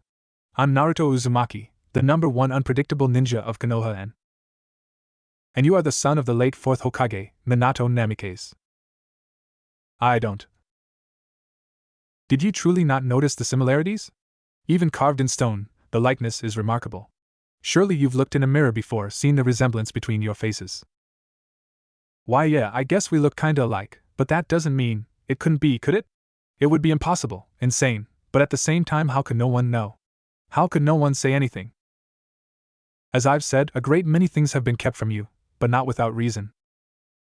Then tell me, he cried out, arms flung to the side and voice strained. Tell me why I couldn't even know my own father's name. Do you know what it is to be Hokage? Huh. A Hokage's life is battle. A Hokage's life is sacrifice. Not only was your father a man of the highest rank achievable by any shinobi, the face that every nation will see when they think of their rivals in war, but he was a legend on the battlefield long before he attained that title. Do you believe such admiration and fame came without a price? Well, no, but I just don't understand. Why couldn't you tell me who he was? No matter your control, you are still just a child, and there are many who could and would have taken advantage of this fact. Minato Namikaze had many enemies. There are many who would gladly take their vengeance out on his son if the opportunity were to arise, or worse yet, who would capitalize on the legend to turn a child such as you into a weapon against this village. We could not allow that. Naruto sat on that for a moment, considered the older man's words. That actually sounded pretty reasonable. Danza was probably just trying to manipulate him, he expected that much, but he couldn't spot any flaws in his reasoning so far. But what about my mother? Why haven't I ever met her? If he swallowed the lump in his throat. This was the question. His father, well, he supposed that if his father really was the previous Hokage, then it was understandable. They did it to protect him. But his mother, what was her excuse? There had always been a hope deep inside of him that she was alive, yet at the same time it brought up the horrifying possibility that she simply didn't want him. Your mother died in childbirth. And that was it. Dead. Gone. He could feel the pain in his gut, the tremble of his shoulders, the wetness in his eyes he tried to wipe away along with the knowledge that he would never meet her. But he knew. Finally, after so many years, there was an answer. But Danza was speaking. Her name was Kushina Uzumaki. Kushina Uzumaki, it was a beautiful name. And it was her name, his name. Danza watched patiently for several minutes of silence passed as Naruto sorted through everything he'd learned so far. His mother, Kushina Uzumaki. His father, Minato Namikaze. His father, the fourth Hokage. But wait, that means. The fourth Hokage, my father, sealed the fox in me. He could feel the anger building, an incredible fury that his own flesh and blood, the man he'd admired most and dreamed of meeting more than any other, had made his childhood a living hell. What might have been the most important man in his life, the one who had taught his sensei, been the apprentice to his other sensei, the successor and friend of a man he thought of as a grandfather, was responsible for that thing sealed inside of him. Yes. Danzo nodded, unaffected by the blonde's growing rage. Why? Allow me to tell you a story of sorts. He ignored the flash of confusion on the blonde's face. Your mother was arrogant, she refused to do as she was told, she started fights repeatedly, and when she didn't start a fight she jumped into the fray at every opportunity. She was brash, rude, loud, obnoxious. Naruto's fist tightened, anger rising with every insult Danzo threw at his dead mother. He clenched his jaw, prepared to speak out in her defense. However, she cared very deeply for this village and its inhabitants, no matter how greatly she may have disliked certain individuals such as myself.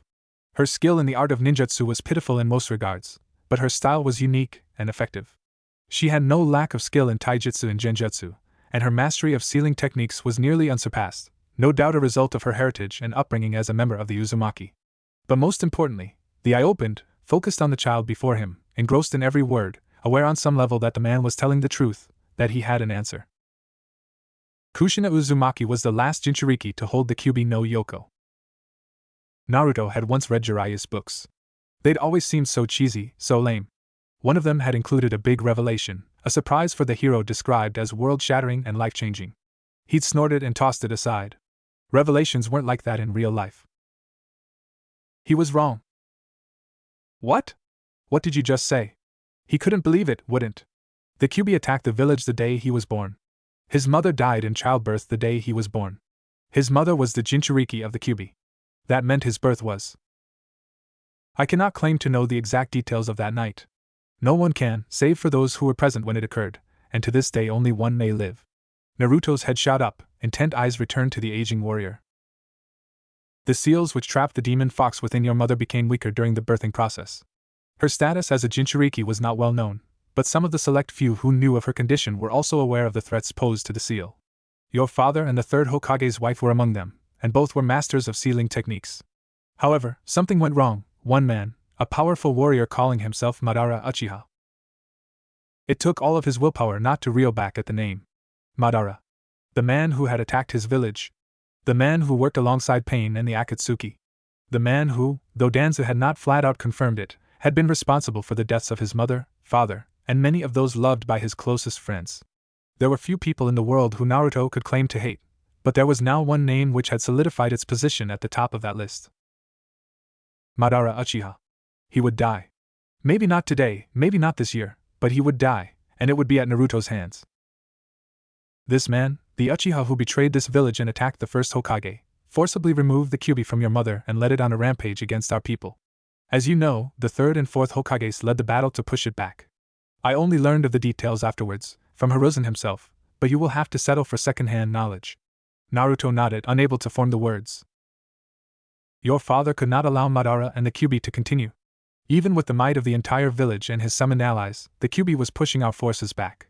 So your father teleported himself and the Kyuubi to your mother, who was barely clinging to life, and doing what she could to protect yours. She possessed a unique chakra that made her ideal as the Kyuubi's host, one which allowed her to create chains of chakra capable of restraining it, even if only for a short time.